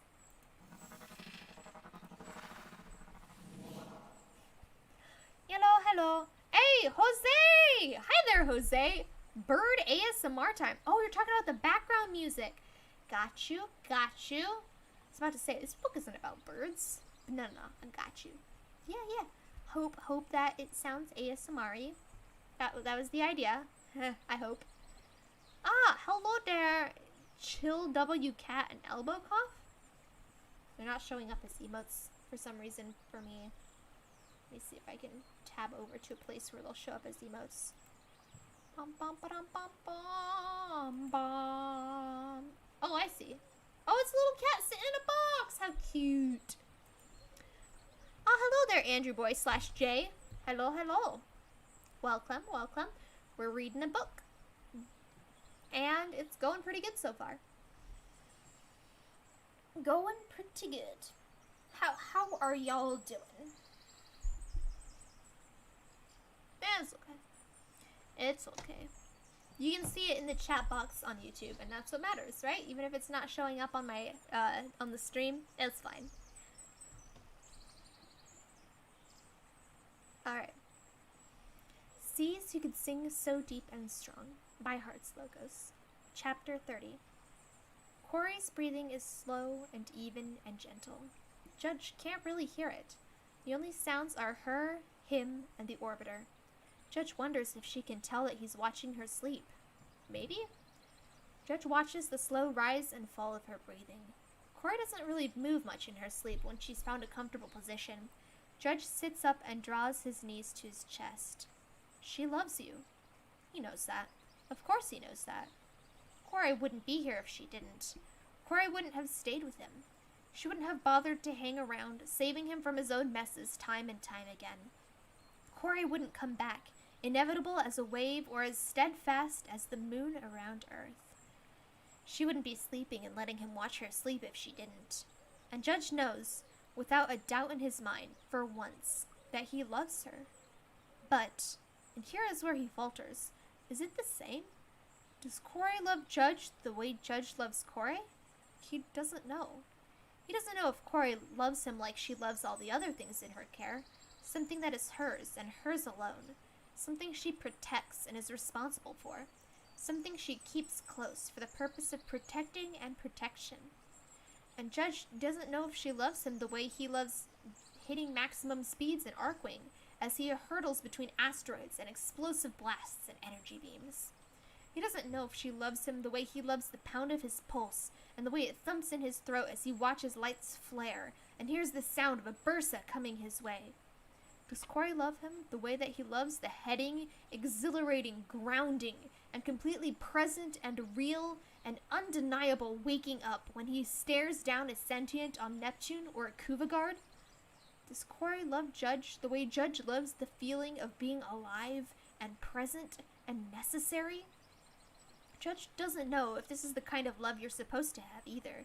Is it the right kind? In the back of his mind, he has the vaguest and most uncertain memory, or imagined moment, of his parents kissing. He can't see the details of their faces. Surely they must look like him in some way, but it's been years and years and years, and centuries and centuries. He's lost their faces, and he's long made peace with it. But did his parents kiss? Is that what he wants with Corey? Is that what the swooping and warm gust in his stomach is? Judge doesn't think he wants to kiss Corey. He's never tried kissing before. He's not even sure how you're supposed to kiss someone. Judge knows that grown-ups have intercourse to create children, and sometimes the act of intercourse is used to express desire and love and affection, but Judge is fairly certain he doesn't want to make children with Corey. At least not right now. Maybe in the future? He doesn't know. Judge doesn't know. Judge doesn't know if he wants to kiss Corey or become her partner for child rearing. He does know that he likes being here, with her. He likes that she trusts him enough and wants him around enough to let him see her sleep. He likes that she comes onto his orbiter like it's hers, and talks to his animal companions like they're hers, and plays with his sentinels like they're hers, and that she'll go through his codex and use his foundry like they're hers. He likes that she'll come aboard his orbiter in her inner suit, and less than that. He likes it when she comes barefoot, covered in pigment from her latest redesign of one of her Warframes, or her Kubruz armor, or her Kavat's accessories. Judge likes it when she greets him on her own orbiter, hair messy with sleep and eyes half closed. Judge likes it when he hands her a protein brick and she eats it half asleep, slowly and methodically and without even thinking about it. He likes it when she sees him biting his lip and she touches her fingers to his wrist and reminds him of the candy she bought him by the boxes. He likes it when she complains about green flavor. Judge likes her, and he wants them to always stay like this, perfect partners and friends. She loves you, Teshin had said, and Judge at the time felt angry. What would you know of love? That's what he wanted to say, and he was so surprised by his own anger that he didn't say anything at all. Judge doesn't know why Teshin saying that made him angry. Maybe it was the way Teshin said it. Maybe it was the way Teshin seemed to sound disapproving of her, of him, of them both, of the very idea of love even. Maybe Judge was just projecting. He knows that she loves him. She must. He can't imagine why she'd stay around for so long if she didn't. And he knows that he loves her too. But how? Corey is curled half onto her front, face tucked up on her bent elbow. Judge reaches for her and falls short, his hand next to her head. The tip of his pinky can feel the tips of her pink hair. His stomach floods golden warm. He wonders if it matters how. If he ever found out how she loved him, and it wasn't the same as the way he loves her, he doesn't think it would change anything. He hopes it wouldn't, at least. Corey continues to sleep, and Judge turns his eyes from her towards the clear plains of the orbiter and out towards space. Clear and dark as far as the eye can see. Judge's heart pounds, a snarling twist of fear and anxiety and excitement. He hears and feels something shifting fabric, and he turns to see Corey's newest and most terrifying companion yet, her Kavat, who Corey still refuses to give a real name to, is shuffling her way into Corey's sleeping arrangement. The Kavat looks at him with glowing eyes, caught, and Judge's entire spine surges with an indescribable urge to both laugh and recoil. Void, she is a truly ugly Kavat. Judge nods at her, and the Kavat immediately returns to snuggling up against Corey, head nuzzling underneath Corey's chin as Corey wraps her body around her Kavat. Corey will be horrified when she wakes up and the first thing she sees is the unmentionable one's face next to her own, but Judge knows that Corey loves that Kavat. Judge looks down, and the unmentionable one has put one of her paws on Judge's hand. She really is the sweetest. The unmentionable one closes her eyes and goes back to sleep. Judge's chest feels like it's going to crack with warmth. You love her too. Void and stars he does. How could he not?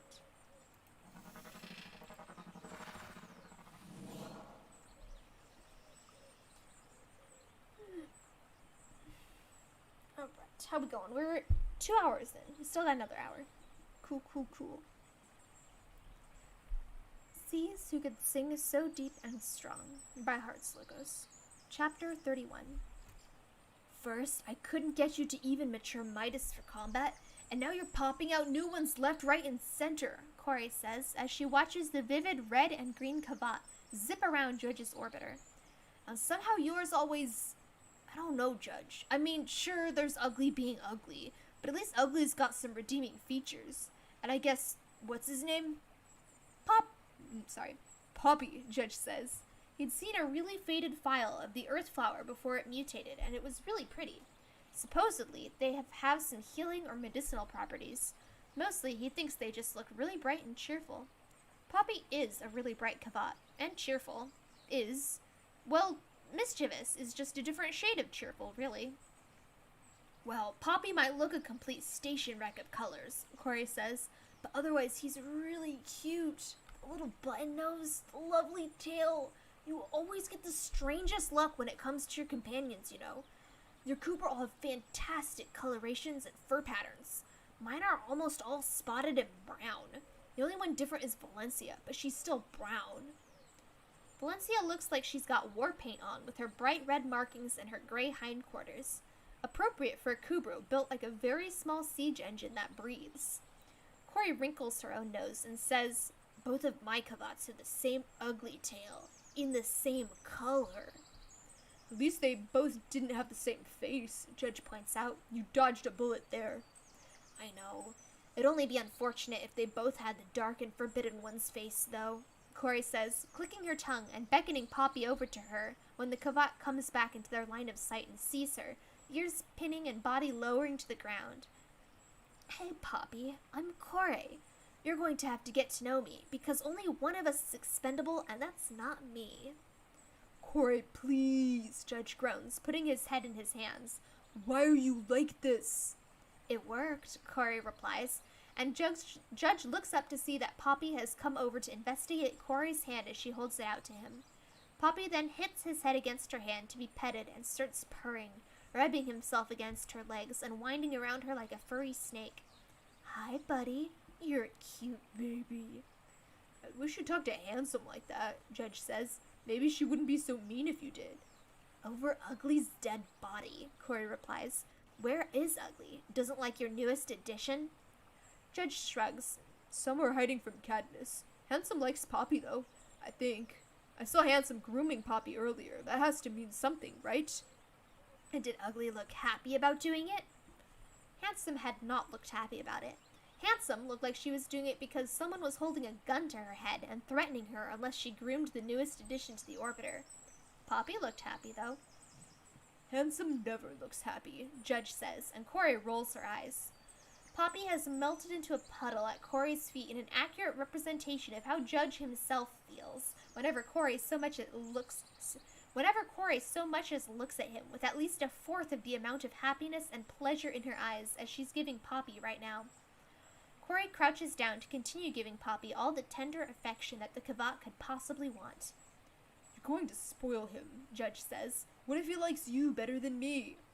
Well, my ship is literally anchored to yours, so I don't think that matters much, Corey says as Poppy begins to purr. We can train Poppy and the blemish on this existence together, since they're around the same age and experience level. They're both Smita, right? Every time you talk about Spooky, you give her a more ridiculous and theatrical name. Yes, Poppy is a Smita. Stop calling her Spooky. That diminishes her power. Her existence cannot be labeled and contained to a single word or name, Corey replies. Corey tilts her head, narrowing her eyes at something just past Judge, and clicks her tongue.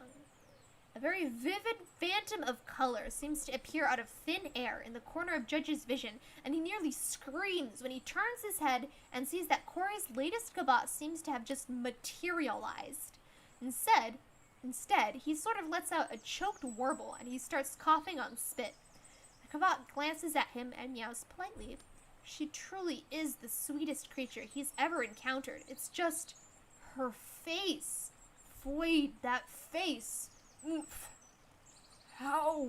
Judge says, clutching his chest as he backs up against a wall. When?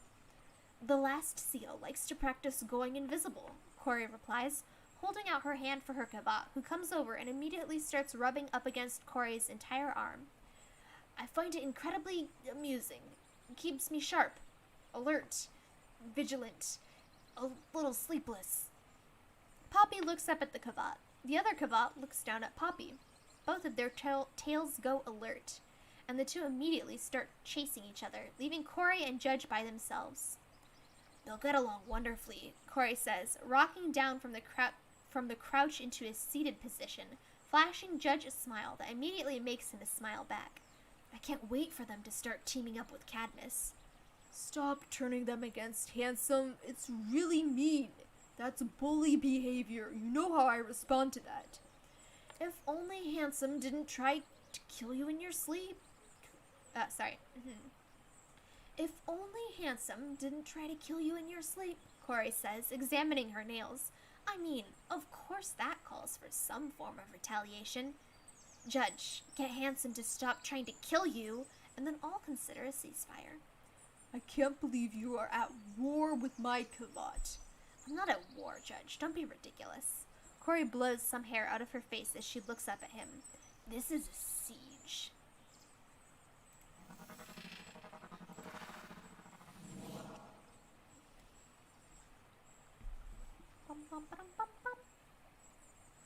Seas who can sing so deep and strong, by heartslogos.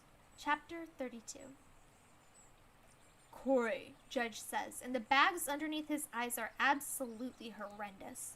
It's not Corey's place to nag Judge about his sleeping or eating habits, mostly because Corey knows he wouldn't listen if she did, and she's self-aware enough to know that she doesn't have room to be preaching at him when she goes entire stretches without eating anything more than 1/4 of a nutrient brick.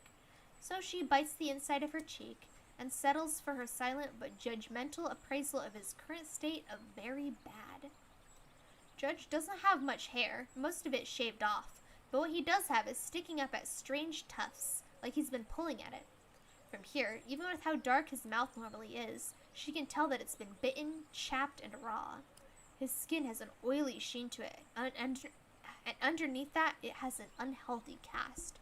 I need help, Judge says. Eyes, a touch bloodshot, flick around his intensely crowded orbiter. For someone with claustrophobia, Corey thinks, he sure does invite himself into plenty of tight spaces. Yes, and? Corey asks, because she's long made him aware of the fact that Judge's hoarding is out of control and needs a serious intervention. Judge had told her that she was overreacting and that not everyone is like her. Not every Tenno keeps their orbiter in the near military-like precision Corey keeps hers. Corey would argue that she doesn't keep her orbiter in military-like precision order, just that she doesn't have piles of garbage and scrap metal piled up haphazardly on every available surface. Corey has her own messes, the occasional pigment splatter that she puts off getting rid of, a few baubles here and there, toys she's made for her companions, some weapons parts for things she hasn't built yet, but it's all organized is the thing. The old Earth saying was, a place for everything and everything in its place. Judge reminds her that another old Earth saying was, the rules are made up and the point don't matter. Corey would argue that the first saying holds more validity than the latter, because the latter seems to have been coined around the end of life on old Earth, and probably led to the mass extinction and evacuations that followed. Judge has his own response to that, but Corey thinks he's just reaching. Judge takes in a deep breath and looks her straight in the eye. Help? Corey's eyes raise, and she's not above being petty when she replies, and what is it that's finally knocked you into the approaching orbit of common sense? I think, Judge says, voice low and a touch raspy, I think my hero frame is haunted. Corey weighs her responses to this admission. Either Judge has gone around the bend due to lack of sleep, a problem that is easily fixed with a good sedative, and Corey making sure he stays down for a few days. The void poisoning is really getting to him, a problem that cannot be fixed but managed. Or Judge is telling the truth, and he has an incredibly dramatic frame going around scaring the pants off of him. Corey's own frames rarely leave their storage unless she pulls them to her with the force of her will, or if her own void energy gets so strong and out of control that it bleeds back into them through their residual connection and gives them enough strength to move. But they rarely just go about her orbiter like her sentinels or her companions. Considering how Judge got the Harrow Warframe, Corey wouldn't be surprised if the thing was haunted. Or perhaps infected with the void sickness through transference? There are many things going on there that they need to consider, but not right now. Not when Judge is scared and tired and beaten like this. Have you considered that the frame is incredibly dramatic? She asks, just for the sake of asking. I feel like he hides places and waits, Judge says, casting another glance around himself and then quickly checking over his shoulder. It's impossible for there to be a frame hiding there because he's kept his back to the windows the entire time. Corey gives Judge a long and hard look. You want me to clean your orbiter because the junk has gotten so out of hand you feel like things are hiding in the piles to get you, Corey says. She doubts that, even if the frame is haunted and moving around like Judge says, it truly has any malicious intent. It's not possible. If it were someone else's frame, somehow trapped on Judge's ship, maybe, but not if it's the frame that he built and customized for himself. Please, Judge's voice cracks. Corey, without looking, thrusts her arm into the nearest pile of junk and drags out a hissing and spitting ugly by the back of her neck. She throws the Kavat using a touch of her void energy for strength and speed. Judge yelps when the Kavat collides with him. There's a flare-up of his own magenta energy as he pushes the power into his legs to keep himself from falling down. Take your hideous disaster and get off the ship, and go to mine. Have Ordis bring out my rhino and send over my companions. Have my Helios stay with you if it makes you feel safer. Go to sleep, Judge. I don't want to hear anything from you unless the stalker has somehow broken in again. I'll call for you back when I'm done. I can help, Judge protests. You'll fight me on every move, Corey tells him and jerks her thumb over her shoulder. Go, fool. I'll handle this. You need the rest. I promise not to scrap your entire ship. Judge's shoulders drop and his face relaxes. He looks relieved, but he also looks embarrassed and nervous. As he passes, Corey holds out her arm. He jerks to a stop an inch before running into it. He turns and blinks at her. Isha kicks in his sleep. Not like he's chasing something, but a full-on kick. Valencia tries to put her nose into your neck, even if it gives you a crick, but she'll knock it off if you push your nose away. Hijura sprawls and rolls a lot. Hala will try and gnaw at you, but it isn't on purpose, and mostly just gets drool and bruises. Joy needs no claws, but she does need. The last seal to the end of the world sometimes sleeps with their eyes partially open. Empress's protrusions might stick into your skin and hair. It's harmless and doesn't leave a residue, but it feels tacky for a few hours afterwards. The sentinels will leave you alone, but you might hear my Helios get stuck in his scanning rut. Jin will try to cuddle with you if you let it. She gives him that and waits. Judge turns this over in his head before nodding slowly. I'll keep Valencia and your Helios with me. I'll be fine. Corey nods and starts to lower her arm, mind turning towards the task of organizing and cleaning up Judge's ship. Judge raises his hand slowly, telegraphing his movements. Corey pauses as Judge's arm slowly moves across her body and stops, and he stops. She turns to look back at him. Can I? Corey nods, and Judge slowly wraps an arm around her waist and steps closer, putting his chin on her shoulder in a very loose one-armed hug. Corey raises her arms and squeezes him back, closing her eyes as he leans on her. Thanks, Judge says, voice rough and shaking with relief. Corey nods. Get some sleep. I'll handle this.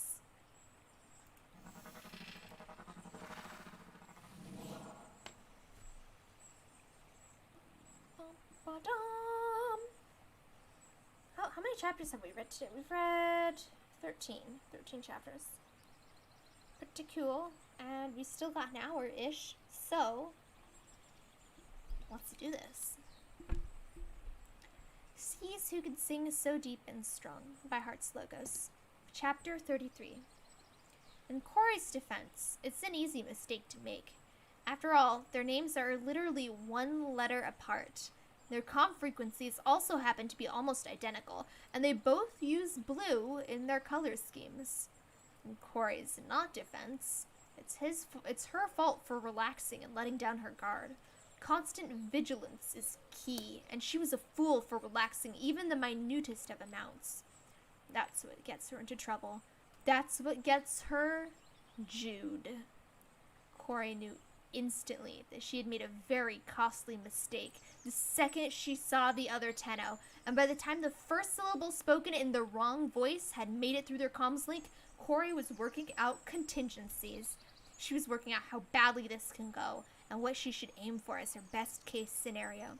She was thinking about how fast she could get out of here, how fast she could run through this mission, and her chances of possibly pulling the entire thing off without the other Tenno noticing. And really, It's understandable in hindsight why she got Jude and Judge confused, but Judge has no excuse for mistaking her for his partner. But at the time, Corey's mind was flying through possibilities and courses of action. She was also thinking of how hard it would possibly be to incapacitate the blue atlas the other Tenno was using without alerting him to what she was trying to do, and then get both of them to extraction, and if the mission could be finished or not.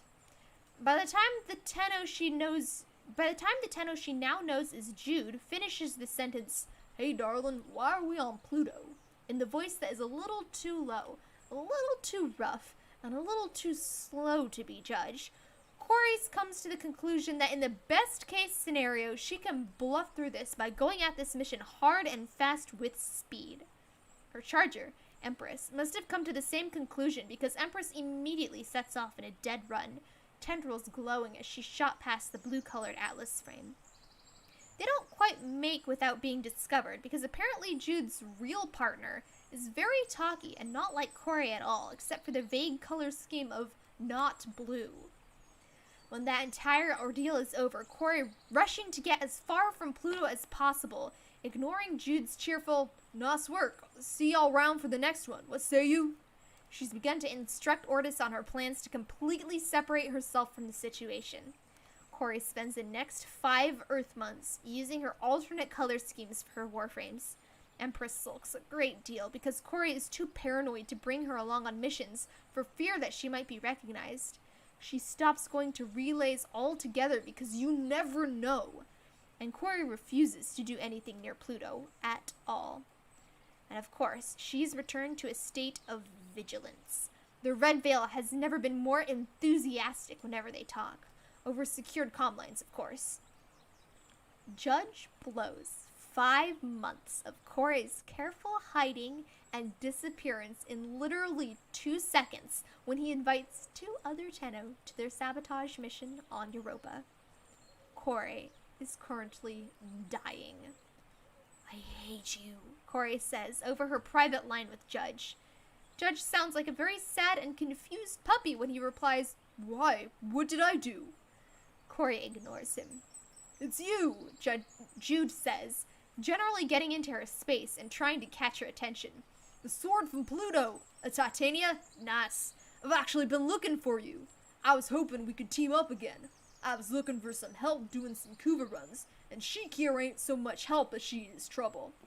"Excuse me," the other Tenno, codenamed Sheik apparently, "but speak for yourself. You're the only one who's trouble." Corey grinds her teeth and curls Titania's fingers into the back of Hajira's breastplate, pulling the Kura back and towards her side. "This is Punk and Sheik," Judge says. "We met when we were busting Alad V." Corey turns to stare straight into the faceplate of Judge's Mesa, and she reopens their private line. "You mean to tell me these 2 saw me at my lowest? Judge, I don't associate with people who see me when I'm weak." "Well, technically, Punk was also captured." Corey cuts the line off again. She's fairly certain this mission doesn't require 4 Tenno to complete it. She could cut her losses here and leave. But a large and traitorous part of her doesn't want to leave Judge alone with strangers. "He was the Blue Ember," Judge says. "Oh, you're the Green Vauban," Sheik says. "Vauban not working out for you?" No, Vauban does not work out for Corey. In fact, she hasn't used the frame since that incident almost a year ago. This is hell. Corey is entirely certain she's in hell. She shoves Punk, Jude, away with one hand and draws her sword with the other. "Let's get this over with," Corey grinds out, because now she's got to start the entire process of creating a new identity, not just for herself, but for Judge, too. "I can't believe you mistook her for me," Sheik says. "You said we were both pink. Her frame is coated an entirely different shade of pink." Strange, because at the time she met Judge on Pluto, she was in her Saren, and her Saren is red. "It was the same vicinity," Punk says, and Corey turns to stare at them. "You thought I was her, Based on the fact that my frame was colored dark red, Corey says flatly, and Sheik throws Trinity's arms, her brilliant pink arms, up and lets out an exasperated groan. You colorblind fool, Sheik says. I mean, sure, you picked up a nice girl. She's 10 times more capable than you, and you need that. But how could you mistake her for me? Our aesthetics are completely different. Corey turns to Judge and tunes the other two Tenno out. Why do you do this to me? Are you angry? Did I do something wrong? I demand to know what I'm being punished for. I'm not punishing you, Judge says, touching Mesa's fingers to her elbow. Corey, it's good to socialize. Make friends. Titania grabs Mesa's scarf and shakes her. You, me, Lotus, or Cephalon. There, done. That's it. That's all I need. Why are you inflicting them on me? I hate this. I hate this situation. Now I have to create deep cover identities for us so we can leave this place and never be found again. Corey, it's not that bad. You just don't like they saw you vulnerable for all of 3 seconds, once, almost a year ago.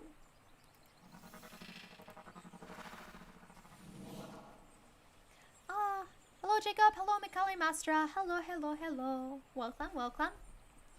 Yeah, enjoy the book. Enjoy the book.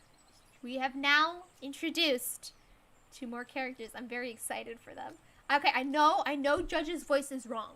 I know his voice is wrong. I know it's supposed to be, sorry, not Judge, Jude, Punk. I know I'm doing Punk's voice wrong, but it's supposed to be deeper and raspier than Judge's, and I don't know if I can go deeper and raspier than Judge, so I figured, hey, Texan, because he's like, the suave, cool guy. That's, I don't know, I feel like he'd go Texan. Anyway, and, okay, never mind. I shouldn't have said that, because now you know how terribly I can't do accents. But no, so Judge is like, this voice, so deeper than Judge would be like, this voice, I'm Batman. Like, I can't go Batman with Jude. Jude's not Batman. So yeah, there you go.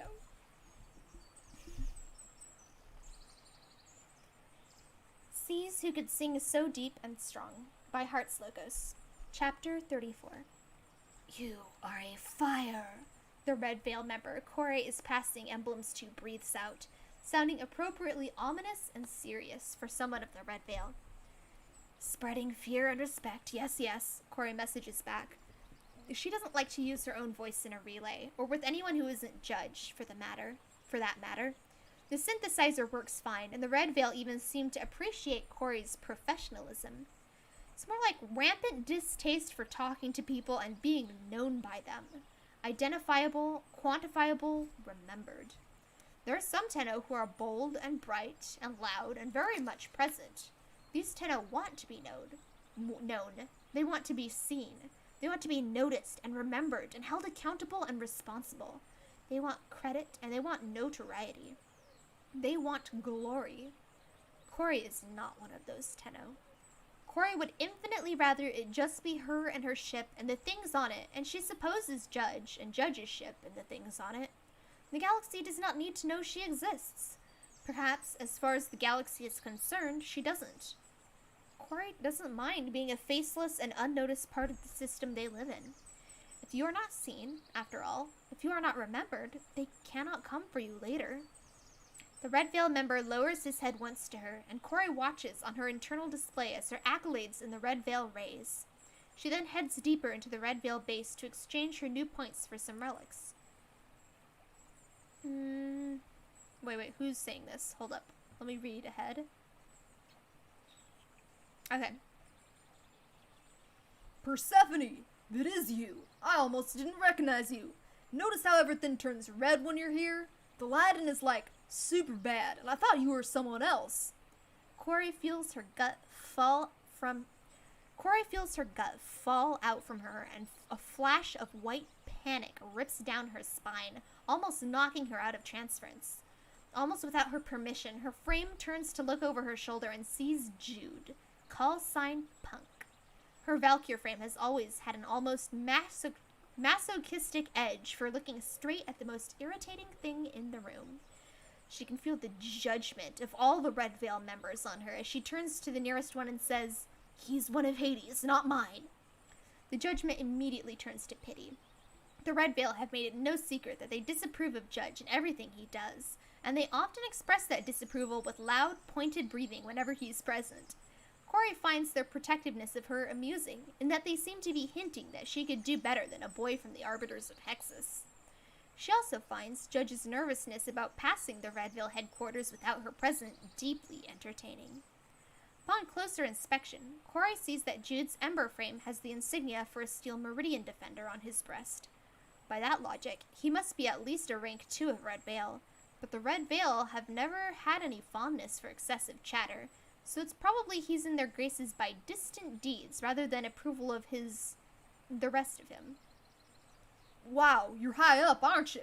Judge says when he sees Corey's Steel Meridian Protector insignia. Nice. Anyway, what's up? I don't really see you at relays. Where's Judge? Corey considers ignoring him.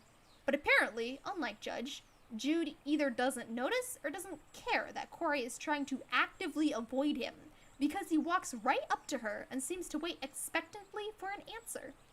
Corey turns around and begins to walk as fast as she can towards the relay docking bay. She is never coming back to any relay ever again. She's going to start making Judge turn in her insignias for her. Scratch that. She's never turning in insignias again. If anyone needs her, they can hail her on her ship. This is ridiculous. Is he not here? Jude repeats, trotting alongside her as she tries to outpace him. She's going to have to full-on sprint like this, and she'd rather not get the attention. No, Corey finally grinds out. Go away. Oh, are you going to be meeting someone? Jude tilts his head at her. No, I don't like you. Go away, Corey says, because honesty has to count for something, right? And obviously avoiding him and the rest of the Tenno, like the plague, isn't doing it for her, so maybe going direct to it would work. Oh, Jude says, okay. Corey is beyond relieved when the other Tenno turns around and starts walking the other way. But then he turns back and jogs up to her and says, but we're still going to the derelict later, right? We're still what? Well, Hades said that we'd all go to the derelict together to have a go at Lephantis because that's Joy, my partner. You remember her, right? Pink Trinity? Mentioned wanted a Necros, but Sheik and I are actually, real bad at fighting Lephantis, and Hades said that you once saved him from Lephantis single-handedly, and that you two both have Necros, so you could help us.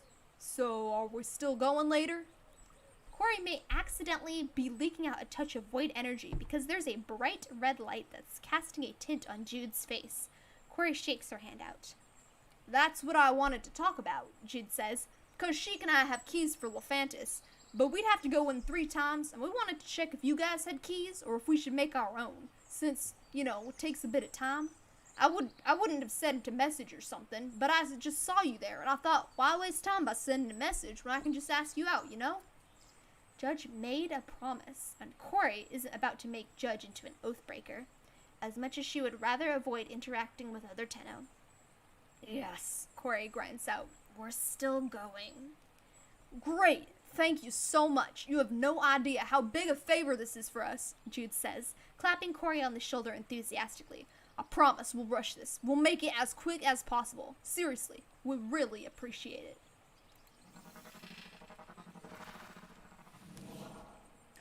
Sergio Campos. Hola. How do it do? Unfortunately, I no hablo español. I only know English. Sorry. But welcome. We are reading a book. We're reading Seas You Could Sing So Deep and Strong, which is book 5 of the I'd Rather Fall Among the Stars series, which is written by heartslogos. And we're having a good time. It's a Warframe fanfiction. So if you're not familiar with Warframe, there's probably going to be some things that are unfamiliar, but hey, if you have any questions, feel free to ask, and I will be happy to explain terminology. Main characters are Judge and Corey, and we have just now met the 2 side characters of Punk and Sheik. And I'm very excited because Punk Sheik are great. But welcome. Seas Who Could Sing So Deep and Strong by heartslogos. Chapter 35. Predictably, the fight against Lephantis does not go well.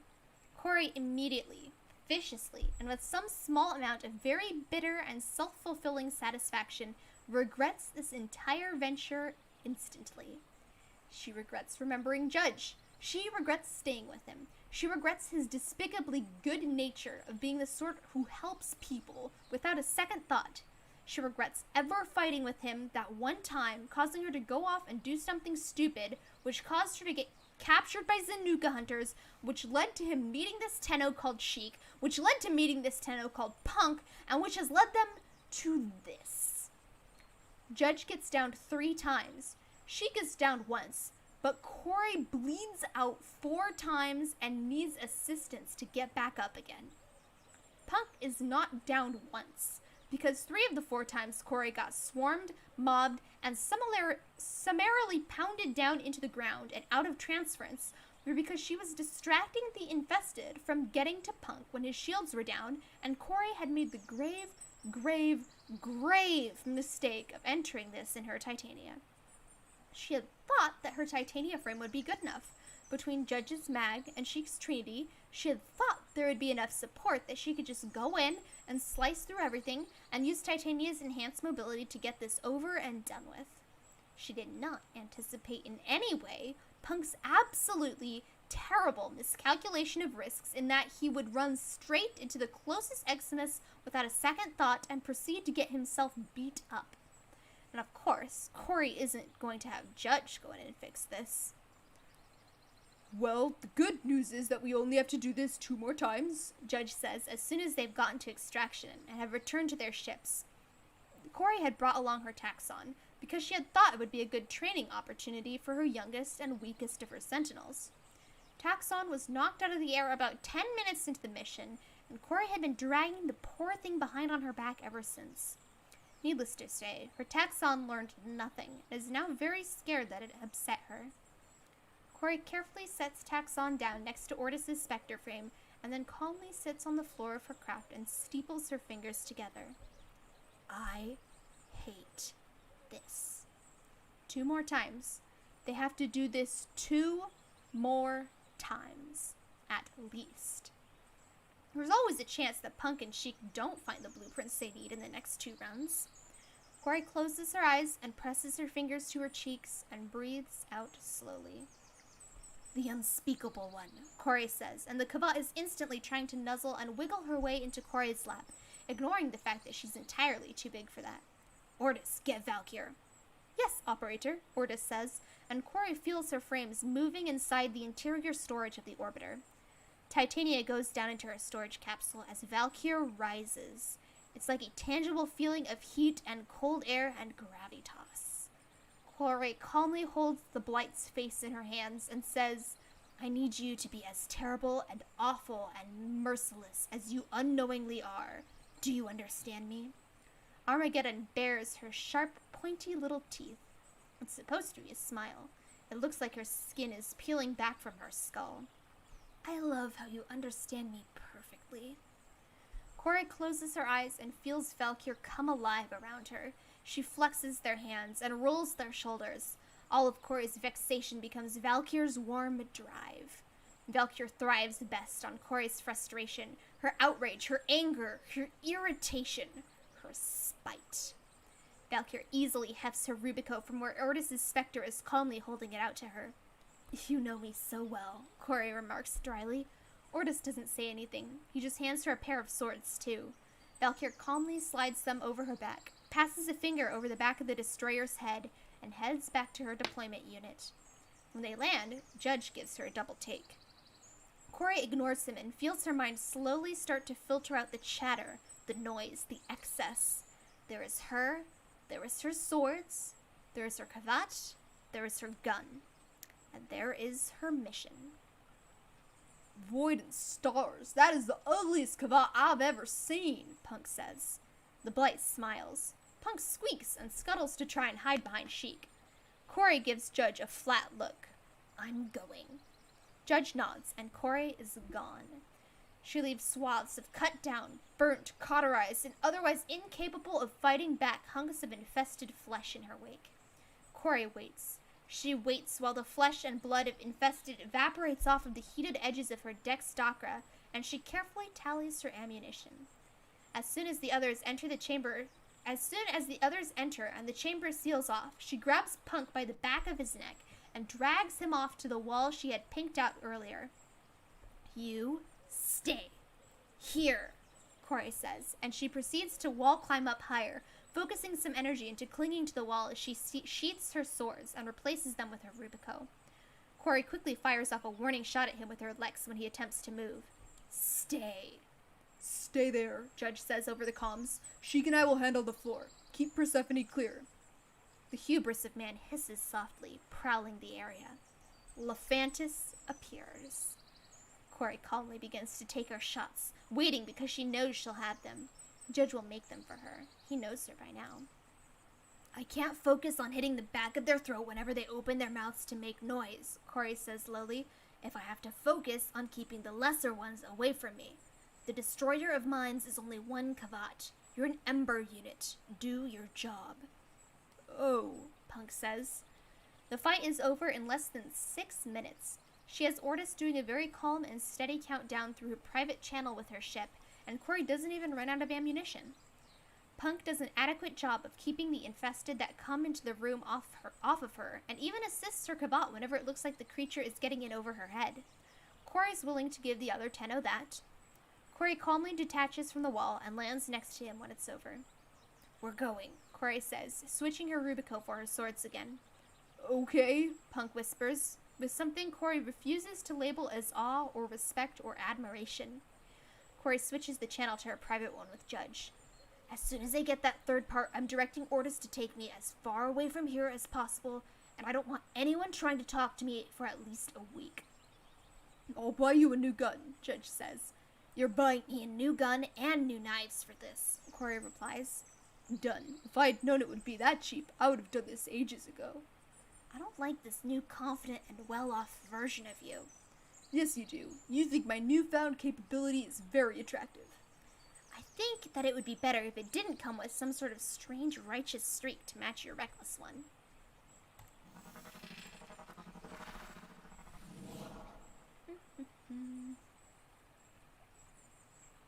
In the final stretch, we got 30 minutes left-ish. I think we're making good progress. We're making good progress. Seest who could sing so deep and strong by heartslogos. Chapter 36. So, is your girl okay? Sheik says as he settles into the stands next to her. He can tell that a part of her attention is on her ticket slips for all of her wagers. Judge didn't know that there were Tenno who made their living on gambling and market trades instead of actual Tenno stuff. He thinks it's pretty neat. You've got to have a head for numbers and trends and calculations of risk and reward and stuff. Judge is self-aware enough to know that he'd never make it if he tried doing what Sheik does. He'd probably be broke by the end of an Earth Week. Yeah, Judge says, though he's not so sure himself. After the whole thing in the derelict, Corey went off-grid for about 2 weeks. The only sign of her left was a single signal from the void, where apparently, according to her Cephalon, she spent the entire week doing extermination and sabotage and bounty capture drops. Corey came back after those 2 weeks looking absolutely fresh and well-rested and glowing, in ways that you probably shouldn't be looking after 2 weeks of isolation and one-way killing sprees. Self-care, Corey had said, is retreating into the void to kill the corrupted with your cat or dog or non-mammalian-based companion. Corey had apparently been in such a good mood after that she kissed his cheek. Kissed him, Judge, on the cheek, with her mouth and everything. Judge still hasn't gotten over it, and he's accidentally smacked his head on low-hanging ship parts about 24 times whenever he remembers it. He knows that number because Skyla has been keeping count. When she came back on her way to saying hello to his Kubro and Kavats, minus Handsome, who Corey just kicked out of the way. She's just really shy, Judge says, voice tilting upwards at the end because he's not exactly sure what to call Corey's absolute loathing of having to interact with new people, more than one new person at a time, unfamiliarity with any situation or person, and complete and total near blackout violence and disgust at being seen in less than perfect form by someone who isn't Judge. Judge is of the opinion that Corey, regardless of whether she's an incredibly untried Warframe with less her usual loadout of weaponry, or whether she's gleaming white, devouring black, and brazen red in her Saren Prime unit with the Stalker's broken sword on her back, her sinister and sleek Rubico lazily held in her hands, is always in top form. He would honestly have the same reaction to meeting or seeing her for the first time, regardless of whether she's in a weak, uncalibrated Vauban frame or her well-worn and well-balanced Excalibur frame, though he admits he's incredibly biased. After all, Judge got to love her by the color of her, as Corey would say it, soul, than the frame it was housed in. Judge loved her before he even had a voice to ask for her name. His chest squirms like Corey's favorite fizz cola. Right, shy, Sheik says, leaning back into her seat and propping Trinity's feet up on the seat in front of him. Lucky that there isn't anyone sitting there, Judge thinks. Trinity's feet are a little pointy. Is that what you call it? Whatever it is, it's cute. And I'm sorry Punk and I overstepped. He's like a really dumb Kubro that doesn't realize it isn't a puppy. And then maybe some people are allergic to Kubro. That sounds about right, except for how Corey adores anything that isn't people-shaped and bipedal. Actually, now that he thinks about it, that might be why Corey doesn't like Punk to start with. Judge imagines it must be very difficult for her to handle what is essentially a really enthusiastic puppy in person shape. Do you and Punk come here often? Judge asks, looking around the conclave arena. I'm not much of a fan. I dabble a bit, but I'm not so good. Punk's actually a really good fighter, Sheik says. Not against, actual threats. But in an arena fight like this, he knows what he's doing. He's making me money. What about Persephone? She seems like she'd be amazing at this. No. As Persephone says, the sports disagree with her. Judge laughs. Also, she has a profound distaste for being the focus of more than two people's attention at once. Unless they're trying to kill her, and she's good to kill them back. Huh, that explains things, Sheik muses, and the general murmuring of the crowd quiets as a new frame ports into the area. Punk is still shaking hands with the other one, good-natured and familiar, in a way that Judge thinks means that both of them are regulars who fight often in Conclave. The new Warframe in the arena seems to freeze, locking up, and then slowly turning to look around. Judge realizes it just as the new frame tries to hail Teshin, based on the way it moves its arms. Teshin! Judge stands up, waving his arms also to try and catch the man's attention. Teshin, stop the match! Stop the match! After Judge gets up, Sheik must realize too, because she joins him in trying to get Teshin to notice them. Because that's Corey in the arena, and Judge can hear her now. She's using a voice synthesizer, but he knows it's her. He just didn't recognize her at first because she wasn't in one of her usual frames. Judge knows that Corey has a Mirage frame. She just rarely uses it. This is a mistake, Corey says. I poured it in by accident. Let me out. And then the worst possible thing happens. Punk recognizes Corey. Judge doesn't know how he does it, but he does. Oh, Punk says, clapping his hands together. Hey, Persephone! Hi, I haven't seen you in forever. What's up, girl? And then Corey's arms stop waving in the air, and she slowly turns to look at the other Tenno in the arena. Corey doesn't say anything through the synthesizer, but Judge knows her well enough to know exactly what she's doing back on her ship. Corey is re-evaluating the entire situation, weighing the pros and cons of it. Corey is currently picking Punk apart with her eyes, like the ballast-trained elite fighter she is. Corey is currently smiling with all of her teeth and making a sound like, oh ho, oh ho ho, oh ho ho ho. Never mind, Corey says, eerily calmly, and knowing her as Judge knows her, she's trapped all of her glee and is pulling on full, spiteful, vengeful, professional assassin mode on to cover it. Proceed. Wait, Sheik says, still waving her arms. Hold on! Yes, no, stop, Judge agrees. Because this can only end very badly, and they need to stop this match right now.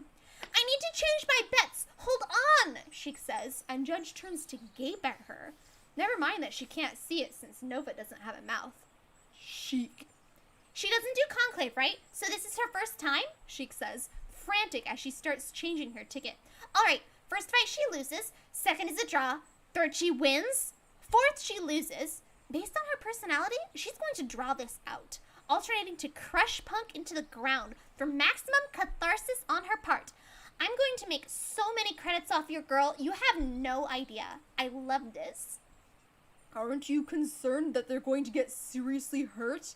It's conclave, Hades, Sheik shrugs. Besides, Punk, at all times he can always use a beatdown. Trust me on this. Void, Judge groans. They're going to pound each other into the ground and it won't even be for the same reasons. I know, it's wonderful. Punk will think he's just teaching Persephone conclave, and Persephone is going to, wipe the arena clean with his blood. I love it.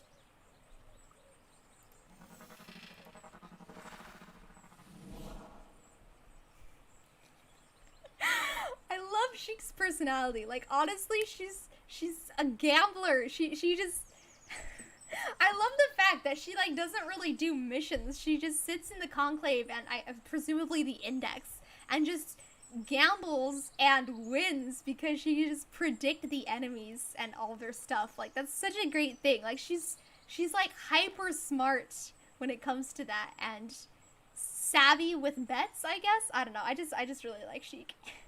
I think she's great. I hope I'm not making her come off as annoying. I should probably not make her sound airheaded. She's not airhead. She's not an airhead, I promise. I just always imagine her with a high voice. Anyway. See, Suggestive is so deep and strong by heartslogos. Chapter 37. Just because the answer isn't always violence doesn't mean the answer is never violence. Corey protests as Judge examines the area. Hades, are you listening to me? Hold on. Give me I think I figured it out. Just wait, I've almost got this. Hades says, waving her off as she throws a Grineer Scorpion off her sword and into a heavy gunner. Wait, for how long? Corey asks, baffled as she quickly flattens herself against the edge of a doorway to avoid increasing gunfire. Technically, the fact that they've been bottlenecked into a small room facing a very large room is pretty good for her. It pretty much forces the Grineer to crowd, and Corey is excellent at dealing with crowds. The bad news is, they're stuck in a very small room with pretty much indefinite Grineer heading on their location. We've already been here too long, Corey says. We need to leave, right now. We don't have enough to stay. I'm sure Sheik and Punk have already made it out. They better have made it to their target. Corey and Judge did not set off alarms on this forsaken outer orbit outpost and hold Grineer attention for nearly an hour just for Punk and Sheik to have not found their target and gotten the necessary information from them and hit extraction. As much as she has certain reservations about the other Tenno, she knows they're ultimately capable. Punk is an Ember frame, and she has no idea how he got it, but he knows how to use it, and it almost makes Corey's soul fly backwards through the darkness to remember being an Ember, a time before the Sarens, a time before Ballas. Bah, I've got it, Judge says, and the security alarms click off, and so do all the lights. Seconds later, the galleon is lit up by emergency power, and everything is dark and confusing except for gunfire. Persephone, they're blinded. Okay. You're in your Banshee. I know. I regretted it as soon as we hit the first drop, Corey says. Deafen them. Corey turns to where Judge's frame is faintly glowing. At least parts of the frame. The faint and hypnotic swirl of energy in Mag's faceplate seems to be sucking her in. She digs her frame's heels into the ground. Hades, if I deafen them and they're already blind, that seems like a good idea, except there's about 30 of them out there between us and the rest of the ship. You can't, I repeat, you can't possibly take out all of them. We have literally 15% life support left. We wouldn't make it. There's no life support beacons. We'll have to go through them. I'm going to take a risk and say that I can dispatch at least 10 of them without damaging their life support. Persephone, trust me. The problem isn't that Corey doesn't trust Judge. She trusts that he believes he can do this, and she trusts that he has the ability to do this. The question isn't, can he? The question is, will fate and the powers that be actually let their life unfold down that path? Only fools take that kind of shot in the literal dark risk. Corey takes in a slow breath and curves the feeling of sound around herself, wrapping herself in banshee and the feeling of liquid air lathing against her. Don't miss, Corey says, and brings Banshee's hands down hard and pushes. Corey feels more than she hears the gunfire stop. She feels Judge move rather than seeing his mag fly by.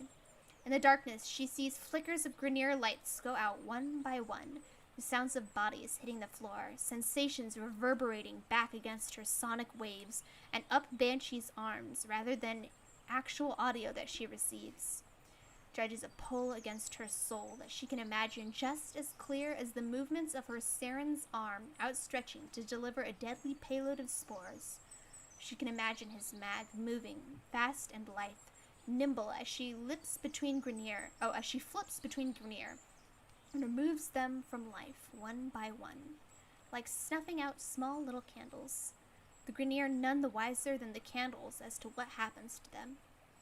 Banshee's fingers curl against the ground, arms buzzing with sound and not sound. And by the time Judge has made it about halfway through, she cuts her waves, and she launches herself forward out of her crouch and into the darkness. The faint glow of Judge's mag and the brilliant heat of her swords are all the light she needs to find the way. Told you, Judge says. Now let's get out of here. I don't think I can pull off that trick off twice. No, you can't. Because Corey wouldn't let him tempt fate with a dice roll a second time. Lotus, we're out. The risk is too great. Whatever's been found will have to suffice.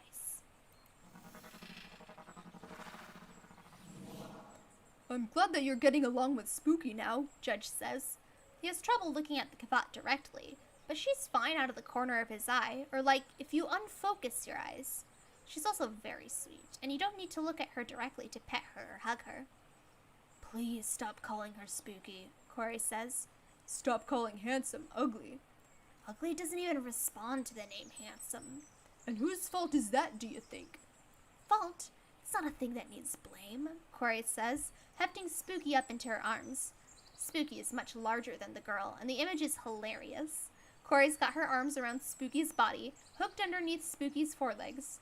The rest of Spooky just drags between Corey's legs as she awkwardly waddles herself and the Kavat closer to him. What are you doing?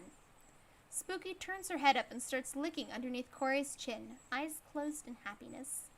Corey crouches down and lets Spooky go, and the Kavat rolls onto her back and starts to bat at Corey's face lightly. Corey catches Spooky's paws and just holds them. Oh, it's this file on poetry that I found when I was going through Samaris's archive. He said I could have a copy, Judge says. Corey makes a soft sound of interest and stretches her neck out to read. Interesting. Do you like it? Poetry?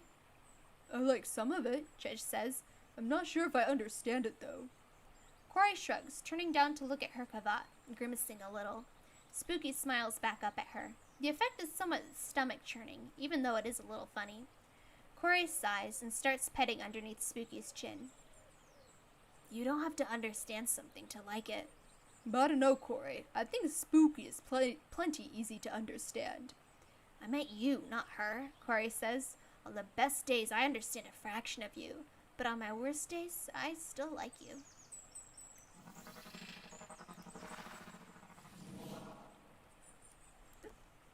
I like how they both have a cat that is not called by the name that the owner wants it to be called. It's great. It's absolutely great. Also, the fourth writer is just a great character. I'm so glad that she's in that she's in the story and that she doesn't have a name. It's just Spooky's so great. You just finished cooking lunch while someone was arguing with me about e-scooters being way better than motorized bicycles. Huh, I would say motorized bicycles would be better because you could sit down. How many chapters did you miss? We are on chapter 38. The first chapter that I read today was chapter 21. So we've had a total of 17 chapters. But you were there for the first couple, so I don't know. Yep, hey, you just so happened to join back at the intermission. Oh, I know what you missed. You've missed the introduction of Punk and Jude. No, Punk and Chic. So So Punk and Chic are new characters that I'm very excited about. I love them. They're so great. Well, I like Chic. Punk's, you can't, I like him. I like him, but I like Chic better. Anyway. Yeah. Corey's very upset that Judge is forcing her to socialize. She bred a cavat. She bred a spoopy cavat. And, yeah. Seas Who Could Sing So Deep and Strong by heartslogos. Chapter 38. Corey? Judge calls out, glancing around the empty orbiter. He knows she's here. Persephone said as much, but she wasn't on the lower decks near the bridge between their ships, and he didn't see her on any of the other galleys and rooms on the way up to the main deck. Here, Corey says, and Judge backtracks towards her voice, faint, strangely muffled, and a little echoey. Over here. Judge finds Corey on the floor's maintenance room, underneath the service console. Her suit is halfway unzipped and flops around at her waist, and her underclothes are dark with sweat. The room is, he notices, unusually warm, and he can see slight waves of heat rising from the console.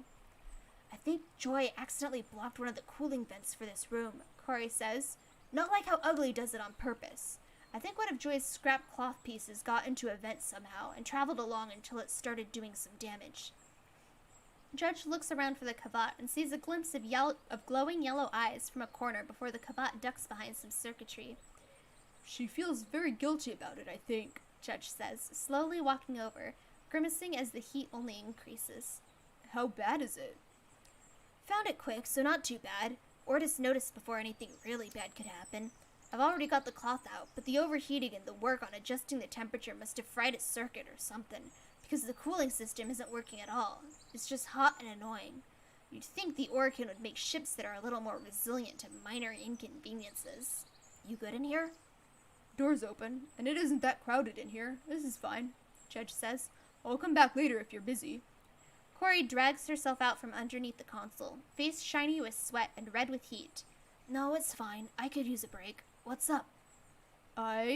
Judge carefully tests the words out in his head, tries to imagine them on his tongue, tries to imagine them in Corey's ears. Missed you. It comes out sounding a little like a question, but Corey overlooks this with practiced ease. How's Cetus? Loud, Judge says, and Corey grimaces. They both went down together to explore, but Corey quickly grew tired of it and returned to orbiting Earth in her ship. Punk and Chic say hi. Corey grunts and slowly starts to stretch her arms, pulling her right arm across her body and locking it into place with her left forearm as she twists. There's a slight pop, and Corey lets out a soft sigh. I told them you said hi back. Corey's mouth twitches up, and amusement flickers in her eyes. Hey. Corey tilts her head, and she switches to stretch the other arm, slowly rolling her neck as she does so. Close your eyes and give me your hand, please.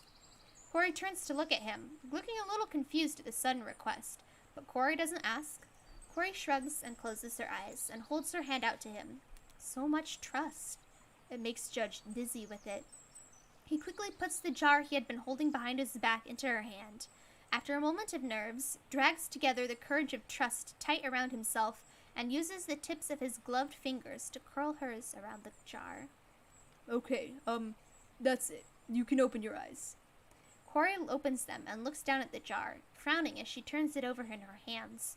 It's not very large. One of Corey's hands can almost fully close around the circumference of it. What is this? She asks. It's called jam, Judge says.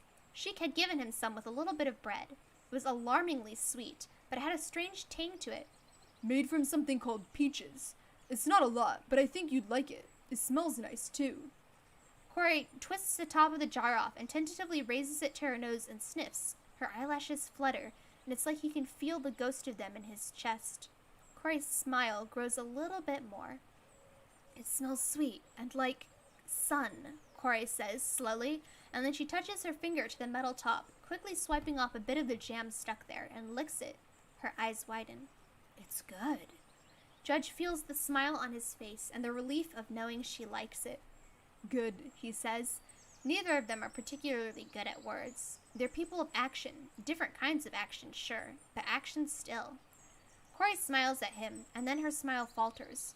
But What is this for? Judge swallows softly and says, I never thanked you, not properly, for the gum. Judge, that was ages ago. I'm really late at finding something equal to giving thanks, Judge says, hunching his shoulders. Corey quickly closes the jar and sets it down. You don't need to thank me for that, and I haven't been expecting it this entire time. I know, I wanted, Judge says, I wanted to. And he tasted the jam, and he smelled the way it smelled of soft sunlight filtered through layers of green canopy, and he felt the cool glass in his hands, and he looked at the strange amber of it in the light of the sun through Earth's atmosphere, and he wanted to give it to her. It looked a little like soft liquid embers in a little jar. He wanted to bring the sun in a jar to her. Judge doesn't say that. He just repeats, I wanted to. And Corey, she might not know the exact words running through his head faster and more clever than his mouth can grasp, but Corey knows the intent. She can get a summary of it. Thank you, Corey says, mouth soft and face glowing. I'm excited to eat it.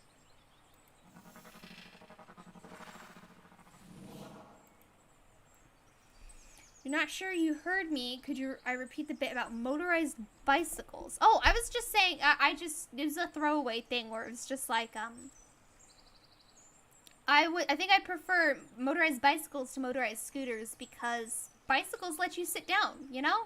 Versus scooters, you gotta stand. And if you're using a scooter, that means you're traveling for a long way, which means it's gonna be hard on your feet. So I prefer sitting. But that's just me being lazy. And also I like riding bikes.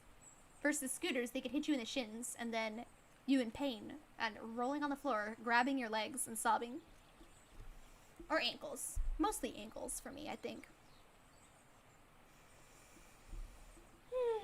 Alright. It is time to head off. Should I read one more chapter, or should I just head off? We're on chapter 39. Should I make it to 40? I feel like I should make it to 40, just for the achievement of it, you know? Just so I know where I left off. And also, that means I would have read 19 chapters today, right? Because we left off at... the first chapter we read was 21. So yeah, we would have read 19 chapters. And I like that. It's almost 20, and we're good. We're leaving off at a nice, even number. Alright. Last chapter of the night, and then we're going to head out for the day. Seas You Could Sing So Deep and Strong by heartslogos. Chapter 39. Ortis thinks that it is good for the operator to make friends. Corey wordlessly points over her shoulder at the incubator. Ortis thinks that it is good for the operator to make friends in a non-literal fashion. Corey scowls down at her toenails as she carefully applies paint to them. It's a small, frivolous action. There are better things to be spending credits on, especially since no one ever sees her toenails except herself, Ortis, her various non-bipedal companions, and Judge. The paint is a dark red, and is almost an exact match for her favorite red pigment for her Warframes. It looks almost black against the paleness of her foot and the dark coloring of her ship. Can you make the lights warmer real quick? Corey asks, and Ortis adjusts the light appropriately. Corey turns her foot, examining it for any potential flaws. She hears the Spectre unit before she sees it, and Ortis sits down in front of her, gently grasping her ankle in the Spectre's hand and holding out the other hand for the paintbrush. Corey hands it to him, leaning over to watch Ortis fix up the uneven parts she can't see. Ortis still thinks that the operator is well served by making multiple friendships with other sentient beings that are not Ortis, things that hatch from an egg and leave fur and dander and all sorts of unspeakable detritus on Ortis and Tenno Judge. Noted, Corey says, and wonders if she should ask him to do her fingers next. Ortis has steady hands by the way of a perfect lack of real nervous system that would cause minute tremors. Ortis has been doing research on these other Tenno, operator, Ortis continues. Would the operator like to see what Ortis has found?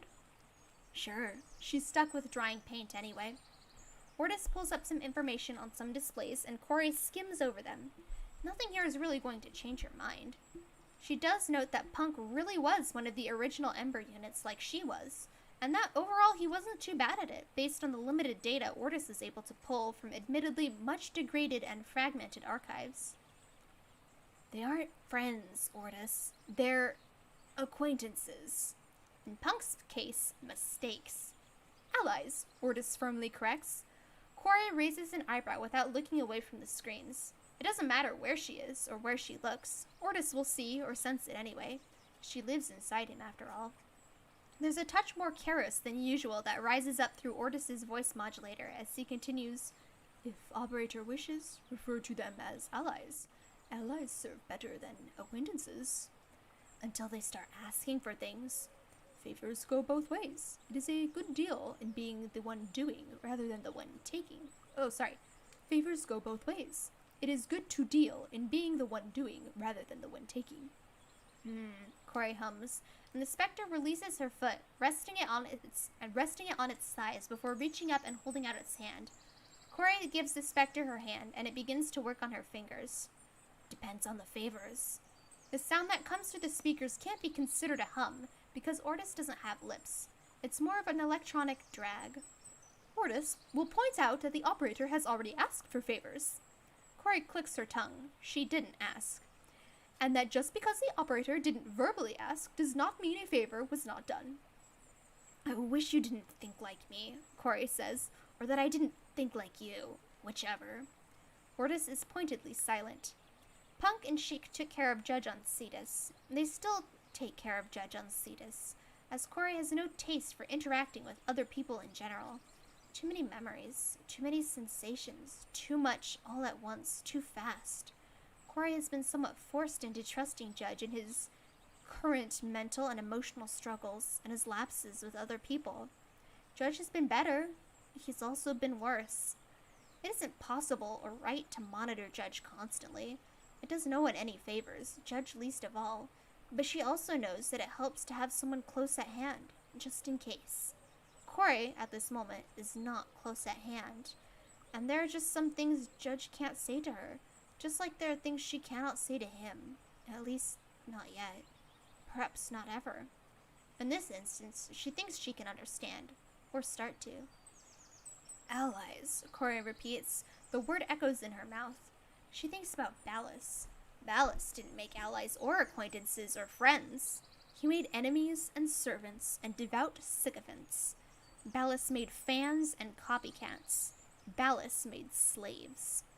The word is familiar, for all that it hasn't ever really been used in her mouth before. Allies.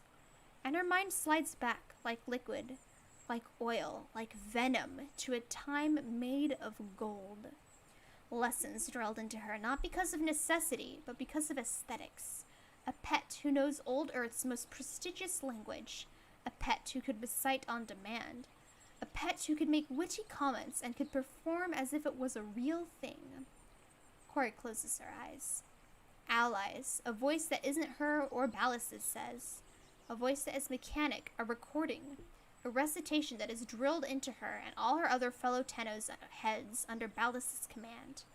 Allies, from alligare, meaning bind together. Alligare becomes Old French, aller and al, sharing the same root as alloy, to bind together. Ally, Corey repeats out loud. It suits, for now. The Spectre unit nods, gently turning her hand as if examining its work. Ortis has eyes all over the ship. She doubts that he needs to actually turn her hand, seeing as he can see from every angle. After the stalker broke in, Ortis installed so many new cameras, Corey is surprised that he hasn't started clearing a room for extra servers to handle the data. Or maybe he has, and she just hasn't figured out where it is yet. Is the lecture done for the day, Ortis? Corey asks, half teasing. Far be it for Ortis to lecture his operator, Ortis says, Karos woven in like copper, like ribbons of red. It was merely Ortis's humble opinion. Right. Consider your opinion appreciated, then.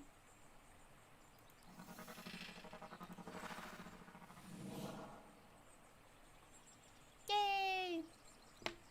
Done with chapter 39. Next time we read this book, we're going to be starting on chapter 40. They're electronic scooters built like motorcycles. Wait, but then they're not scooters. Oh, wait, you're talking about like motorcycles. is another word for motorcycle? Am I just misinterpreting? Because when I hear scooter, I think of the thing that's just handlebars and then a straight pole going straight down, and then one wheel, and then a little platform that you stand on, and then the other wheel, so you stand on it. So you're standing upright, and then you're holding the handles. And then I know there are electric versions of those. I thought that's what you were talking about.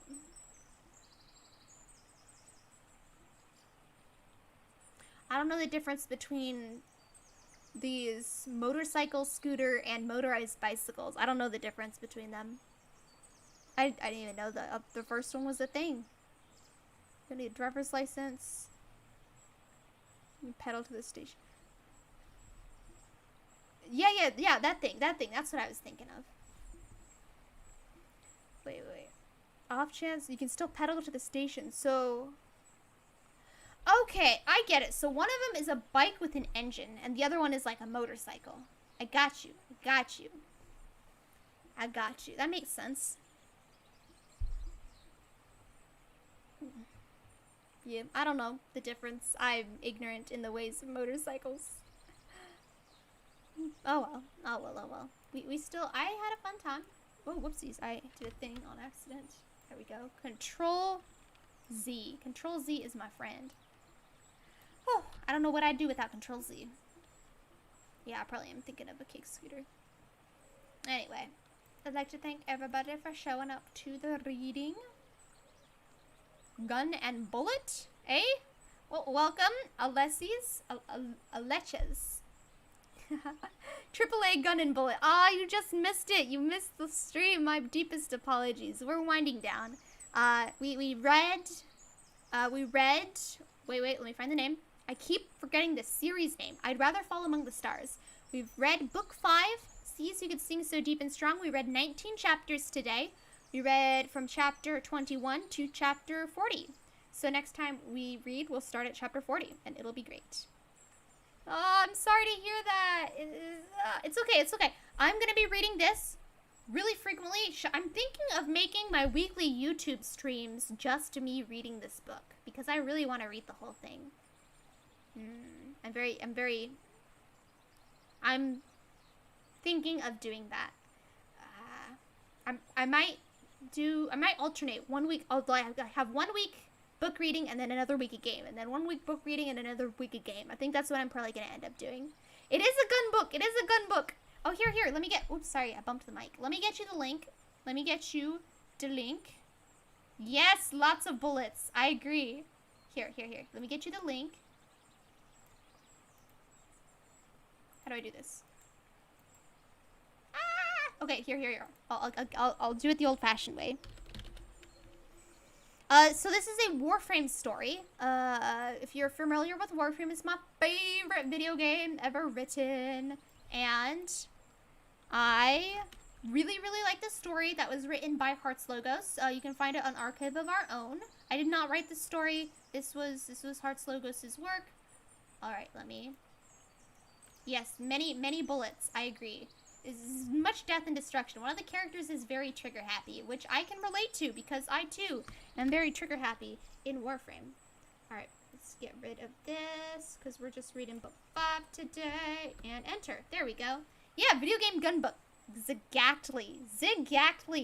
Who doesn't like gun video games and books about the gun video games? There you go. Okay, anyway. You will need an Archive of Our Own account in order to read this story. So if you do not have the account, my condolences. But oh well. Alright. We are winding down. We are wrapping up. We are closing down the stream. I'm just gonna do my my announcements for what's going on. We'll post pics of the bicycle. Okay, cool. Warframe already has briefcase guns. That's true. Won't be long before there'll be a book gun. I know Genshin has book guns. Sort of. Does Ruby have a book gun? I think Ruby has a book gun. That's a TV show, not a video game. Anyway. Alright, so next stream that I'm having is a collab stream. It's going to be on Saturday. I'm going to be playing Super Mecha Champions with Ken and Inugami over on Twitch. And then... Oh, right, I should probably get a collab scheduled up for next week. It might be a little last second for that. I'll just poke around and see what I could do. But next Saturday, there's not going to be any stream. I'm going to push that back to Friday. And that's it. That's the news. There's no other news. I'm excited to have been able to read this book with you guys. Thanks so much for showing up, everyone. And I hope you guys have a wonderful evening. And I was going to say something else and it completely flew out of my mind. Oh well. Such is life. Such is life. My brain is fluffy, what's it called? Cotton candy. Alright, you guys have a great one, and I will see you next time. Bye-bye!